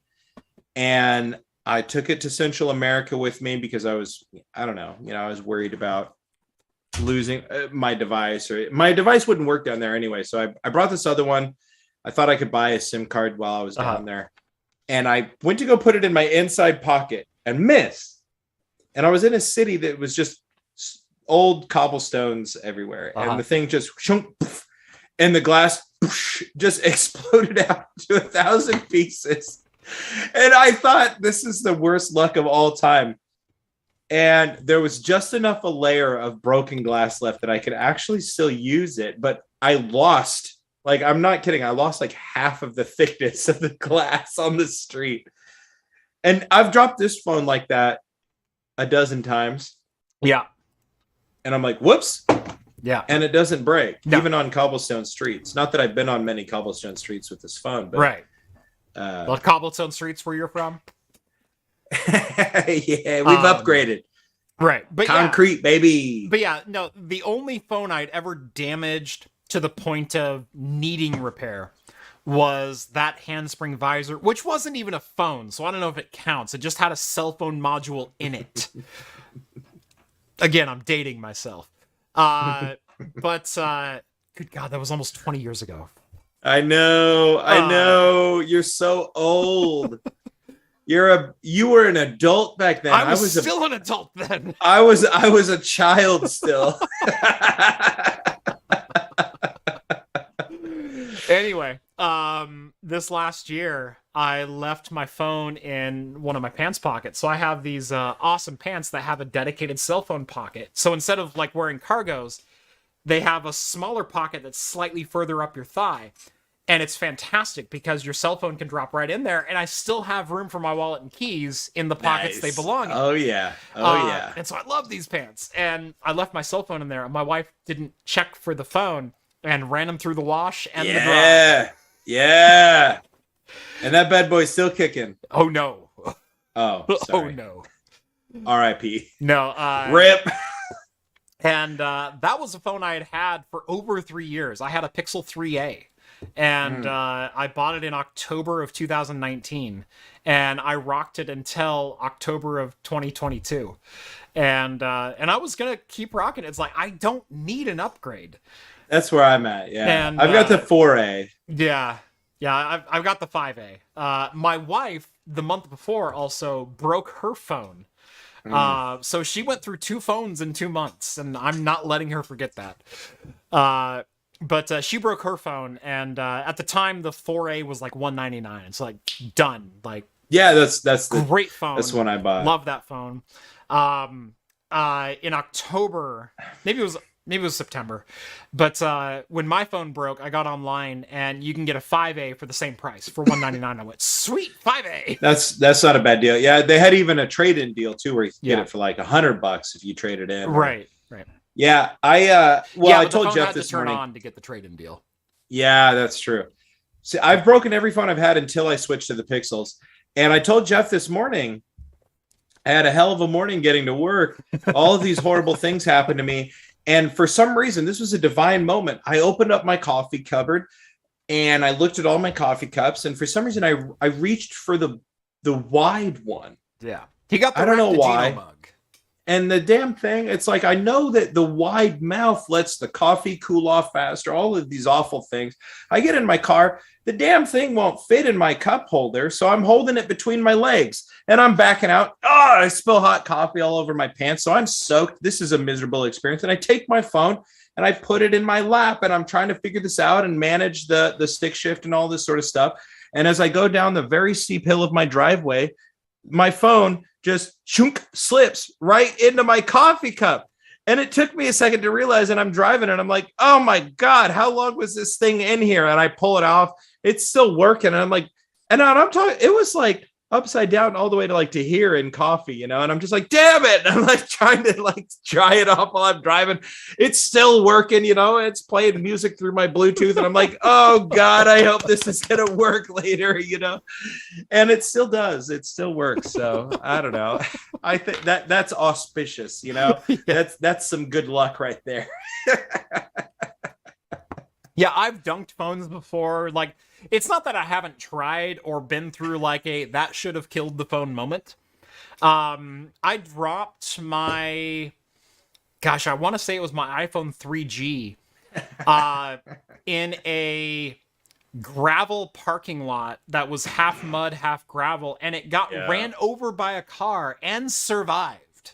Oh, like it was not in a my tire iPhone. track in the mud, and I managed to pull it out and still worked. You were like, thanks, Tim Apple. It was fine. Yeah, thank you, Tim Apple. Or actually, at that time, it was still Johnny Ive doing all of the.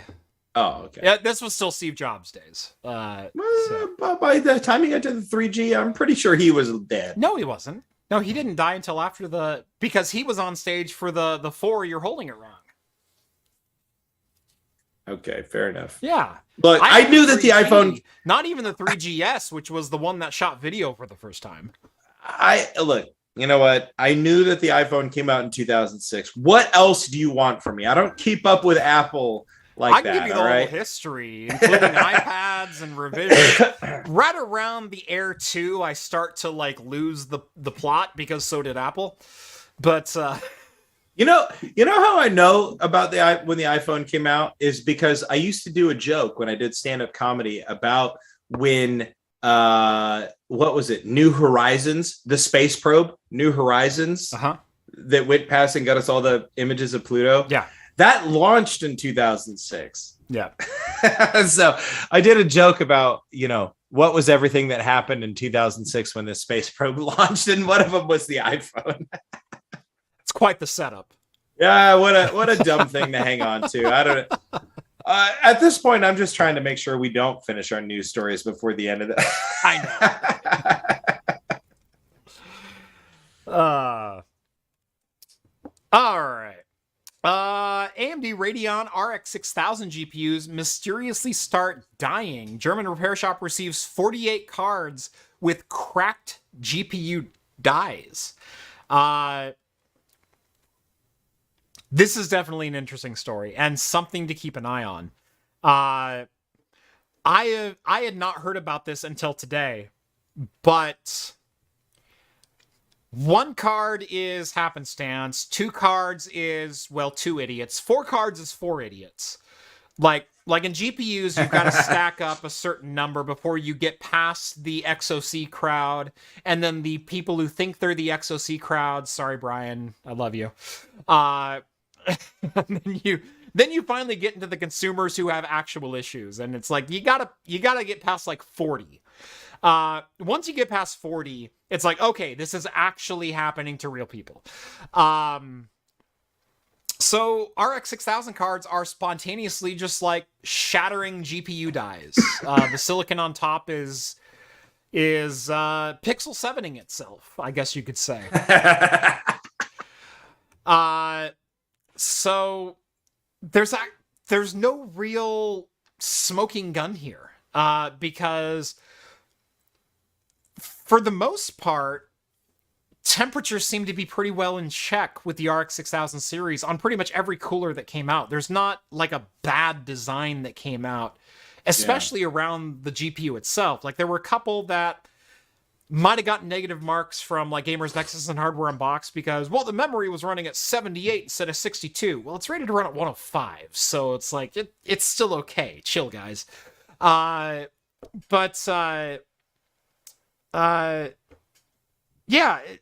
Once you get so many cards, especially to a single point, all with the same type of failure, but all very much different cards, and all different series and all different PCBs and all different heat sinks and mounting configurations, it's a little concerning. There's not much more to say other than ChrisFix, YouTuber. By the way, go check out his channel. Articles in the video description. You can find his YouTube channel in there. Received 61 cards for repair, which were a mix of RX 6900 and 6800 GPUs, and 48 of those dead cards had cracked silicon on them, which is not a real common failure. It's usually an overtensioning, an overheating, a combination of the two, XOC attempts gone wrong, or something else entirely. So really interesting to see what the end result of this is going to be. It's not just the GPU that died. All 48 cards also had a shorted SoC rail, shorted memory rail, and shorted memory controller. So there was some massive failure that essentially overvolted the CPU and blew it up, or overcurrented the CPU and blew it up. So something to keep an eye on, especially if you're an owner of an RX 6000 series card. I daily drive an RX 6900 in my gaming PC. So definitely has my attention. And if you have a 6800 or 6900, it should probably have your attention too. So I wish I had more on this story, but that's really all there is. It's that there's a bunch of GPUs with cracked dies, and we don't know why yet. MNC sends over a $10 super chat. Thank you so much, Llama. I almost feel bad doing this, but he has been so confident. The iPhone launched in June 2007. Love to both of you guys. Yeah. Dang it. Okay, Can I correct? Now, I just read the comment. You've been furiously Googling. Okay? No. Can I make a correction? Yeah, it was announced in June 2007. That's exactly what it was. I just looked it up. In November of 2007. Yeah. And in fact, so I was right. And that's what it was. So New Horizons, the space probe, launched in 2006. iPhone was announced in 2006. And so I was being cute with him. He's 100% right. And I appreciate you giving us the $10 to tell me I was wrong. That takes the sting out just a little bit. I will take that $10 and drink that beer in front of him. I was thinking, no, surely not. Surely you're mistaken. I Googled. No, he's right. Okay. Nope. What else? Oh no, I remember now. Do you know also why 2006 couldn't have been it? It's 2006 was the Intel transition for G5 PowerPC silicon to Apple silicon, and that's where all their engineers were focused. 2007 was iPhone development. Well, if Llama can rest easy knowing one thing, is that I will never forget that the iPhone came out in 2007 now. Oh my God. You want to hear something awful, Jeff? I was a sophomore in high school in 2007. Yeah, you're welcome for that one. Stop. Yeah, you're welcome. Or a junior. Take your pick. I guess by the time the iPhone was out. Okay, when the iPhone was out, I was a junior in high school. Yeah. Yeah. So there you go. You're welcome, you old fart. Yeah. Anyway, dang it! I hate being wrong, but also I'll take your $10. Yeah. Thank you. I'm not going to buy any Rainier with that. No, that'd buy a lot of Rainier though. So. Would buy a lot of Rainier, but I don't have room in the fridge. So, yes, LOL. I have to give money if I'm going to come in and do it. I'm a good sport. You guys can always tell me I'm wrong, but the super chat's appreciated if you're gonna do it. David chimes in. Does that mean Jeff's statement of years before the iPhone is now accurate? No, it's barely accurate. Years implies 3 or more. Years, it's like the word few. Years is just plural. No. It's just plural. No. 2 years is still years. I'm gonna go with David on this one. Sign up. Let's sound off in the chat. Let us know what the You truth don't want to is. do that, Rett. Sound off in the chat. Guys, think about the systemic power structures in play. And gals, sign up in the chat. Tell Rett that I'm right. People, sound off in the chat. Think Michael about says this class of 81. Okay. I'm fine then. Class of 81, that's nothing. Right. You're a young sprout. Way to go. Class of 81. Jeremy, I was 30 years old in 2007. I was... Yes. You were in your 20s. Shut up. No, you weren't. Shut up. I know how old you are. You're not that old. You're barely older than me in the grand scheme of things. I know. I can't do math right now after this many beers, but it's funny to make your wheels turn, though. Are you older or younger than John?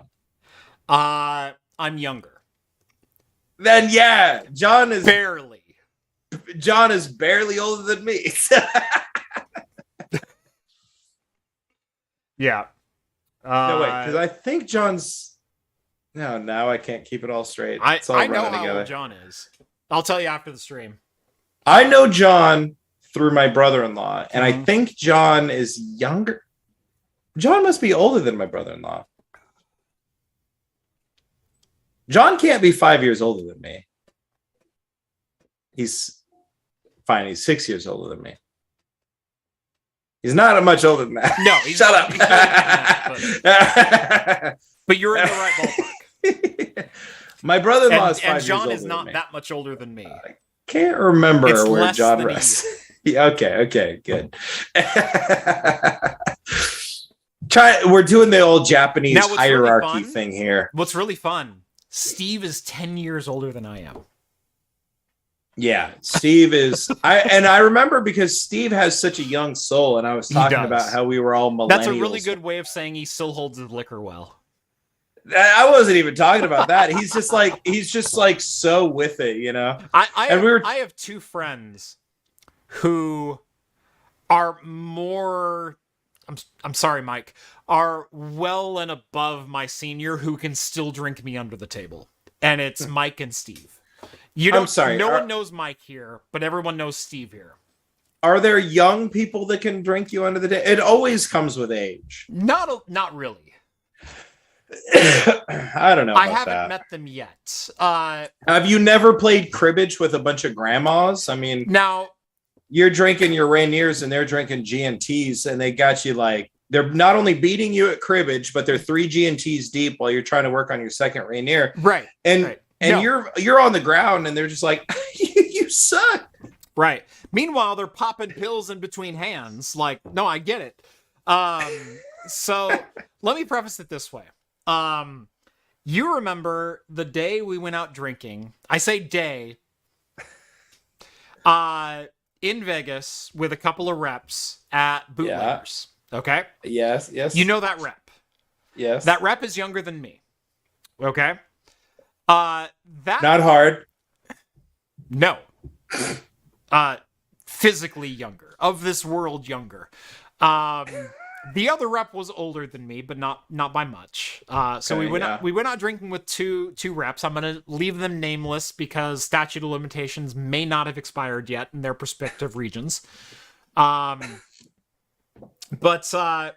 we went to a party and had a bunch of drinks, and then it's like it's 9:00. We need to keep this party going, and so Rett, myself, and these two other gentlemen went out to Bootleggers in Vegas, which is one of the classic Prohibition-era bars in Vegas, and it's amazing. I love Bootleggers. Oh, it's such a good bar. Cool spot. I sat in Hugh Hefner's booth. It was great. I sat in Elizabeth Taylor's booth. Yeah, it was wonderful. Anyway, the whole relationship that I had with those two representatives was because one of them was German and said, like, he can outdrink anyone. And I said, well, you've never been drinking with me. And so between the four of us, we racked up, what was it, an $800 bar tab? Yeah, it was more than that. It was more than that. Right.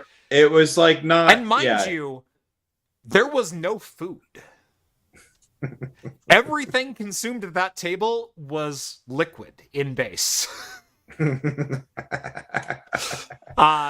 racked up an $800 bar tab. With 4 people. With 4 people. Yeah. And that stemmed from a conversation that I had the year previous to you going with that particular representative, that it's like, but you haven't been drinking with me. Yeah. And that yeah, and that party, like, or that, you know, that event definitely summed that up. We left for sure. at 4 a.m. and had a 7 a.m. meeting. What the hell was I thinking? We called the actor who plays Hodor on the phone, and that's right. If you guys ever see Game of Thrones, Hodor, you know, I completely forgot about that. Yeah. We called him on the phone, and he let me.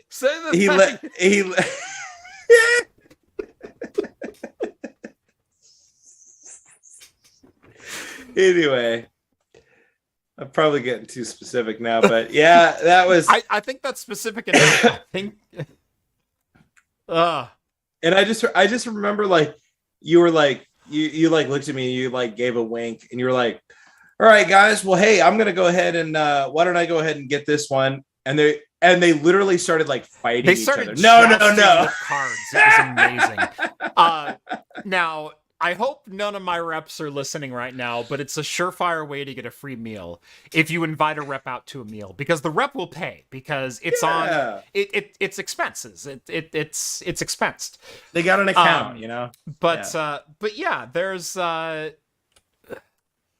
normal expense, and then there's trying to write off an $800 bar tab. Yeah.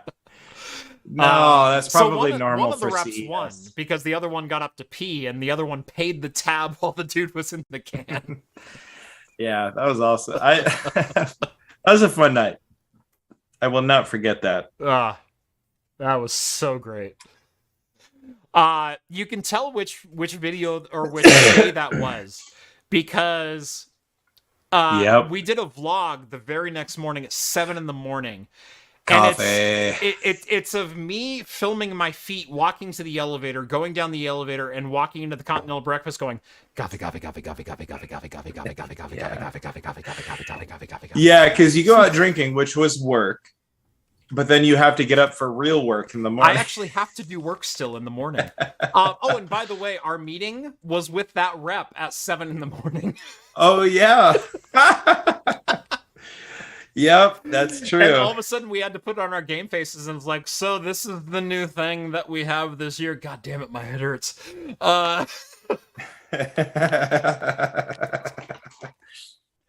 I miss CES. I so wanted to go back this year. I'm really bummed that it just didn't work out. Yeah, that's all right. There will be other non-pandemic years. Yes. And that's what I came to the, I want to say realization, but it wasn't just that. It was more of like an understanding. Yeah. Of like, there'll be other years. And I've got 3 kids. I've got 2 people in the house with autoimmune diseases. Yep. I don't need to be taking any chances. And that's kind of what it came down to. So I would have loved to be at CES. I can't wait to do in-person content again. Like, doing PDX this year was freaking awesome. That was great. Which, by the way, will be back in March. And I'm hoping to not only be there gaming all 3 days, but also displaying another freaking awesome PC. So yep. Hey, Hiccup Jeff is here. All right. Just in time for 8 o'clock, baby. It is what it is. In-person content. We got our whole lives ahead of us, and luckily we have all of you fine people watching and listening to this wherever in time you may be, whether it is now, whether it is tomorrow, or I guess technically now in the future, because you're listening to me say this now in podcast format or VOD. Because of y'all, we get to keep doing this. So, by the way, I'm using a screwdriver to stir my cider because I don't have. Is it a Be Quiet screwdriver though? It's not a Be Quiet screwdriver. It's failed. It's one that came. Gosh, where did I get this one? It wasn't even like a heat sink or something. It was like some random electronics project where they have a couple of jumpers on the board and they go, "Oh, screw these terminals down." Yeah. Yeah, I'm sure this is plenty safe.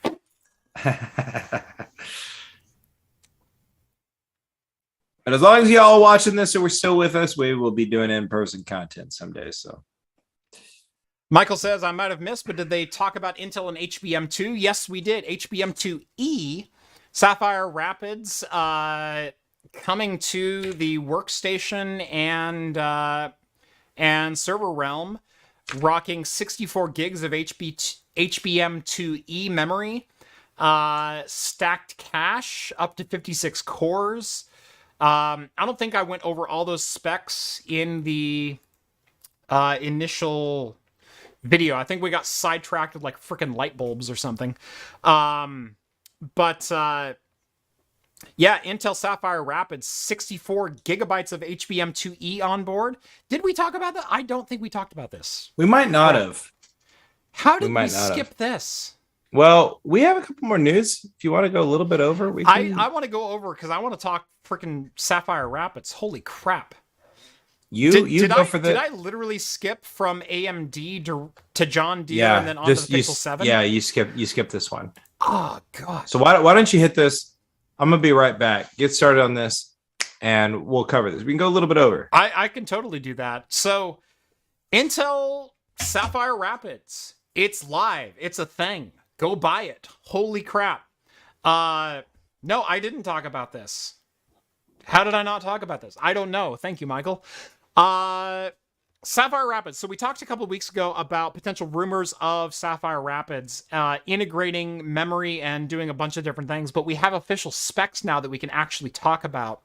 And holy crap, I was excited about AMD's MI300 announcement. This one has me even more jazzed because of potential storage server implementations, because of the lack of Optane DIMMs and Optane integration that are in the market since Intel left the Optane market and the 3D Point or 3D Crosspoint, whatever the bloody heck you want to call it. Intel Sapphire Rapids, officially official with HBM2 on board. Up to 56 cores. Every single SKU will have 64 gigabytes of HBM2 memory on board, which, very much like Optane, can be addressed in a number of different ways. App-specific, memory-specific, or a combination of the two. In the app-specific modes, you can write applications that will specifically take advantage of the 64 gigs of cache space and utilize them just for that particular application. You can also do memory expansion, so you can add basically an additional 64 gigs of HBM2 cache space to your existing memory pool. That is a fantastic option for those who need a little bit tighter integration of CPU and memory cache to pool cache to SSD cache to cold storage. Like there's a whole sequence of things that can happen in data centers with storage servers with that. Huge implementation of that. Up to 112.5 megabytes of shared level 2 cache. Again, that is a huge number for Sapphire Rapids. And much like AMD, that is going to be shared across the entire platform of chiplets. Oh, by the way, did I mention there's chiplets? There's 4 chiplets on this board, each with 16 gigabytes of HBM2E, all with a unified L2 cache. Oh, it gets good. Up to 350 watts of power. PCI Express Gen 5. Man. Oh, sorry, I said chiplet. It should have been tile. Sorry, Intel calls them tiles. Yes.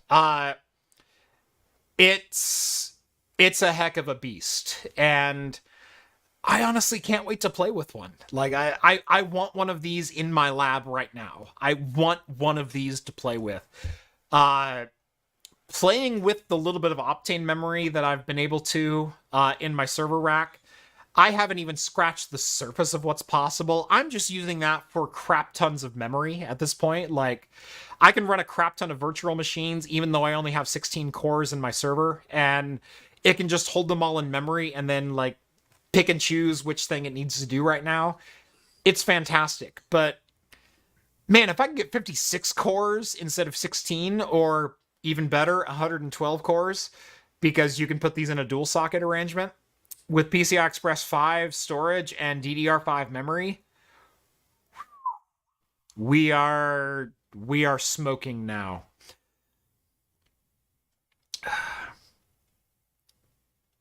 I knew about the existence of this for a while, and I'm really glad I get to talk about it now, and I'm really pissed off at myself that I glanced over it in the general news cycle. I let you pass right over it. I had the tab open, and we moved right on, and yeah.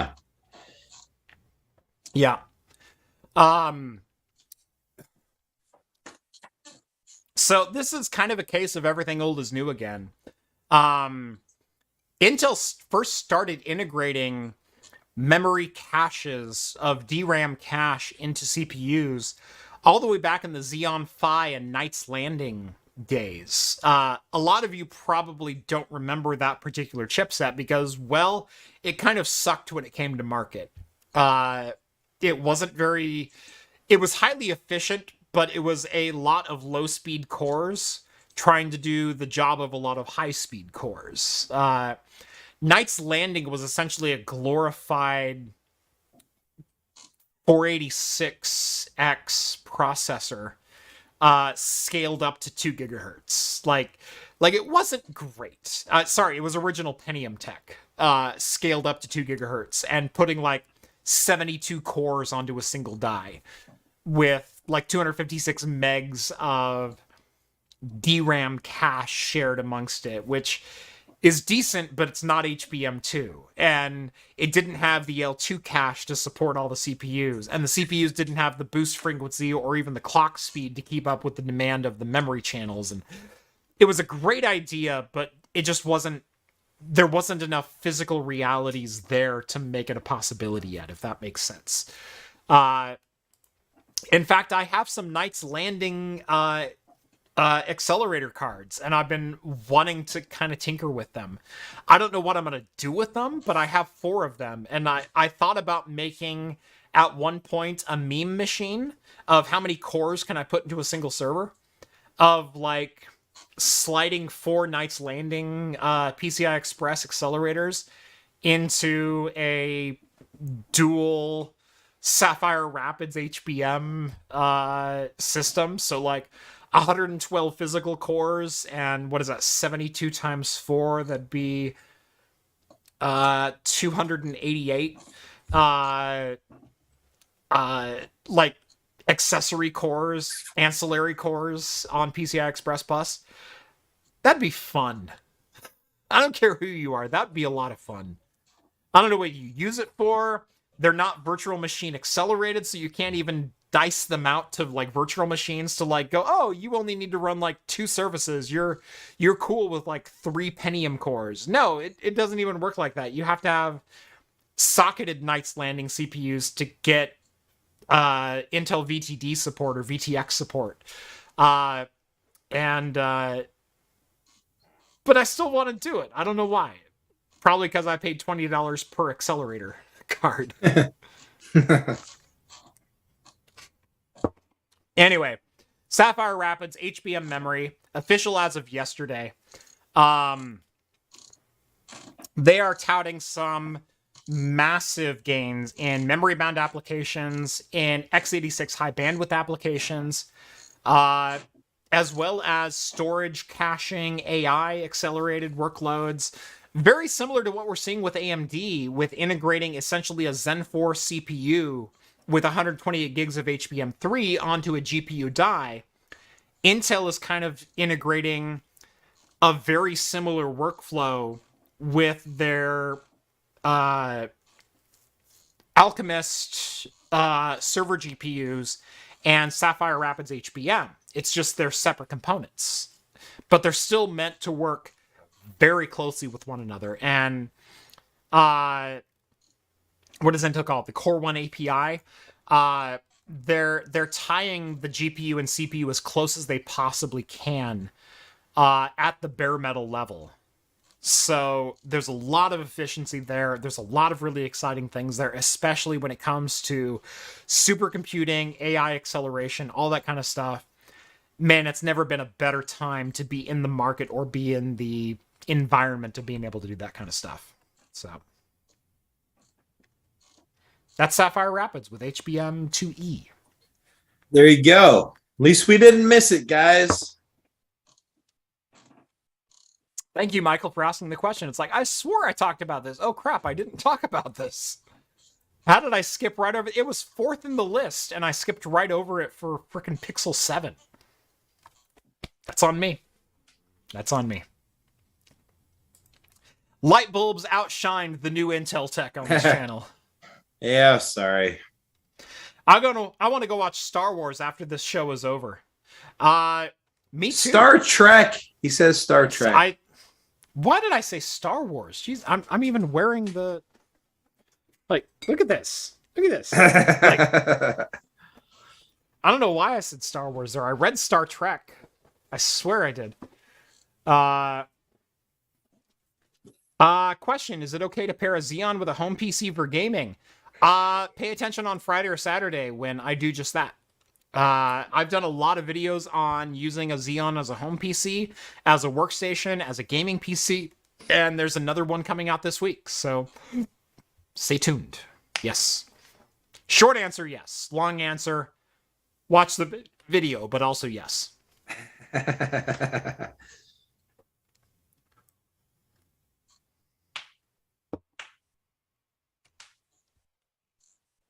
Star Wars is way worse. I don't know. Now, take aside the new trilogy. So take different. aside 7, 8, 9. Okay? I don't know that Star Trek and Star Wars have ever been better than they are right now. Yeah. Not only that, they aren't competing. You know, that's always been like the old and they're joke. not competing. They're not divergent. You can enjoy both and it's fine.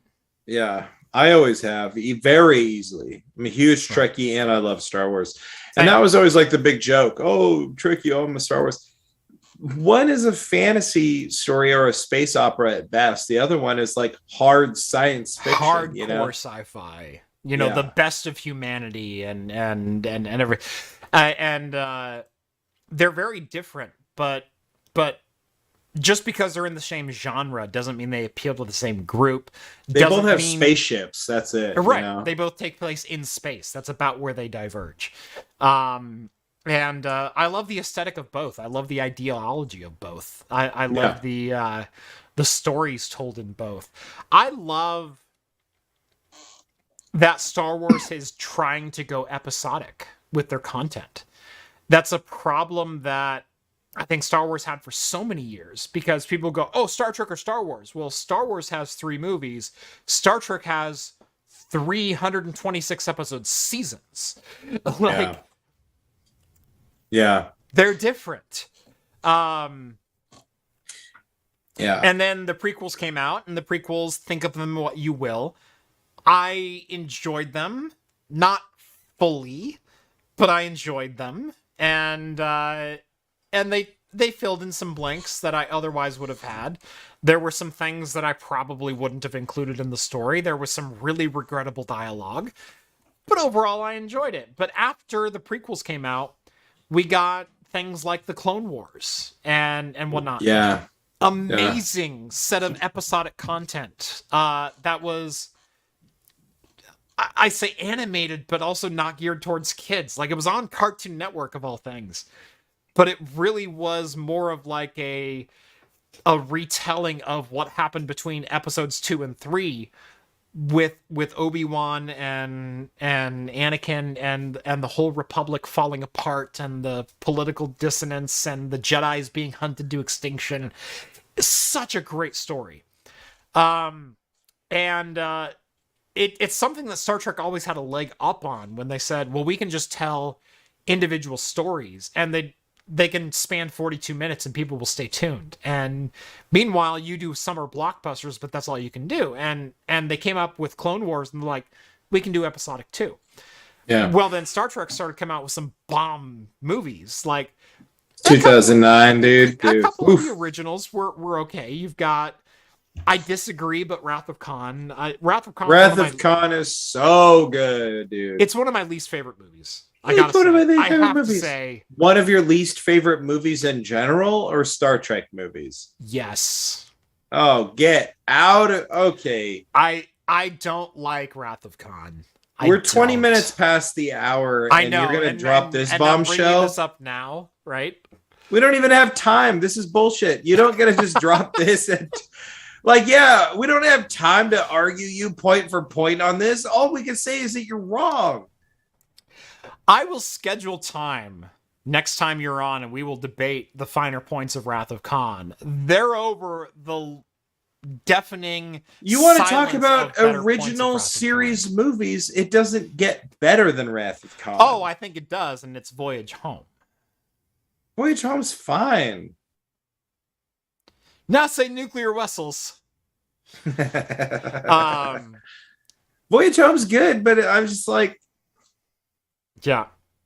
What? I know that there's a couple people. I cannot believe you, Jeff. I don't like Wrath of Khan. Cinematography and storytelling wise. He figured out how to get attention.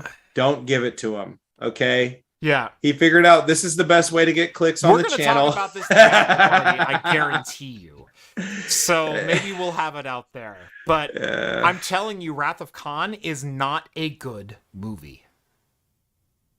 It's not. I'm sorry. I've seen some bad movies in my day, and I used to have a podcast watching bad movies. And you know what movie we never watched? Wrath of Khan. Now here's the deal. So Star Wars started going.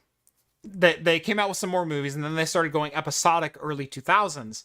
And then Star Trek started going more movies when DS9 and Voyager were on their tail end. And so we started getting, Generations and First Contact and Insurrection and Nemesis. Good, yeah. And I don't think any of them are bad movies. I think there's definitely one that shines above the rest, and that's definitely First Contact. First Contact is the best. First Contact is GOAT. And I have a soft spot for Nemesis for some reason, but it's really not that great. I do too. It's not a fantastic movie, but I think at its core, it's still a pretty decent story. Yeah, and it's better than an episode of Next Generation that was stretched across an hour and a half. Exactly. Yeah, and in that way, it's better than Insurrection, and it's better than Generations. Mm-hmm. Like Generations was too campy. Generations was campy and was playing too much to the. Yeah. We're finally going to do away with Kirk. You can finally accept Picard as your true captain, even though Star Trek Next Generation is no longer on the air. Yeah. This is 1996. This was a year and a half after Next Generation ended. Yeah. And they're like, can you finally let go of Kirk? Tell you what, if we kill him, is that good enough? And that was the whole premise of Generations. Was like, if we kill Kirk, can you finally accept Picard? Meanwhile, I'm going, Cisco's my bae. Like, but. Which we could also argue about, but whatever. Whoa. I know. Speaking of fireable offenses. The DS9, fandom is very strong compared to my passion for the Next Generation. But, and I can't argue that Deep Space Nine is not a good show. I just feel differently about Cisco versus Picard. I think that's fine. You can feel differently about one character or another. You have a right to be wrong. How dare you be so agreeable about this? But anyway, Voyager ended, and then it's like, well, we've got a couple movies, and that's really all we have. Like Nemesis came out in what? 2000, 2001? Like it wasn't. It had to be later than that because I was playing Morrowind when I watched it for the first time. Oh, so 2002? And I rented it from Blockbuster. Oh, so 2002? Maybe 2003. I don't know. When did it come out? Anyway, Star Trek started to go more towards movies. Like the shows weren't doing very well. Obviously, Enterprise was kind of a flop with only 5 seasons. Oh, fuck. Was 2002. Huh. I must have watched it on VHS in 2003. You find things. I know things. And then there was radio silence from Star Trek outside of the J.J. Abrams flicks from 2009. And 2009 was fine. And set its stage to be like, we're going to go our own direction. We're going to do our own thing. We paid homage to the old and accepted the tradition and the fandom therein, but we're also going to go our own way, and here's why we can go our own way, and here's why you have to accept it in canon. And everyone went, I'm on board. I love what you did. I love that Kirk's a different person. I love that Spock's a different person. It's fantastic. It was so good. And then they went straight back to Wrath of Khan, and I went, son of a... But it was good, though. It was a good movie. Into Darkness is the worst Star Trek movie since Undiscovered Country. No, it isn't.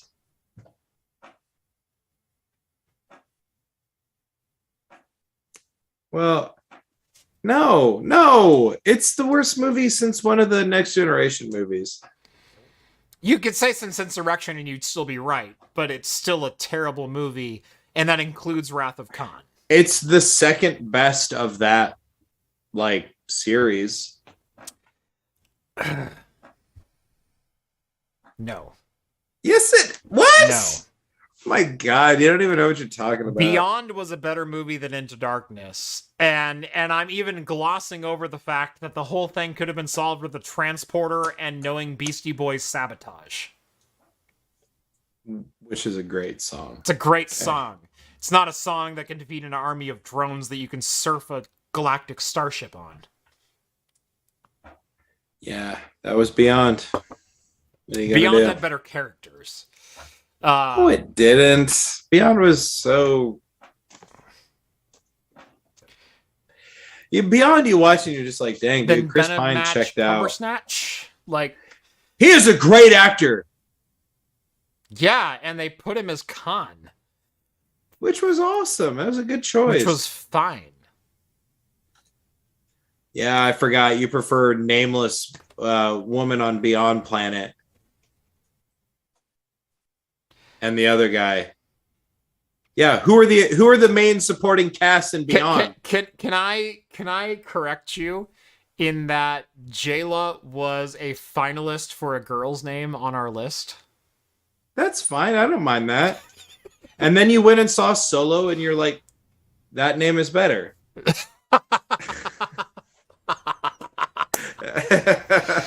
No, I was thinking more Nerys. Or Jack from the Pitch Black series. There you go, yeah. More about that in the after party. I'll divulge the whole second child naming thing in the after party. But anyway, it is 8:27. It is definitely time to go. I can't believe we went this long. You roped me into arguing about Star Trek. I did, and you still lost. This has been Talking Heads, episode 267. It's my show. I get the last word, damn it. Thank you so much for watching. Join us every Wednesday night at 6 p.m. Pacific time for the latest in beer and tech news. Subscribe to Craft Computing if you haven't done so already. Hit us up on Craft Extra if you just want to see the clips from this show. Get your bite-sized news in bite-sized chunks every single day of the week, as long as Rett is doing his job. Follow us on Mastodon. I'm at Craft Computing. I'm at hostx.social. You are Rett is awesome at Mastodon Social? Yes! Oh my God, you knew it. Thank God. Yes. I couldn't remember. I'm just going to claim everything as a win tonight. So there we go. Yeah, good. Yeah, you can have that one. That was a good one because I couldn't remember, but you nailed it. You can find things. I know things. Anyway, join us every Wednesday night at 6 p.m. Pacific time for the latest in beer and tech news. And as always, we will see you next week.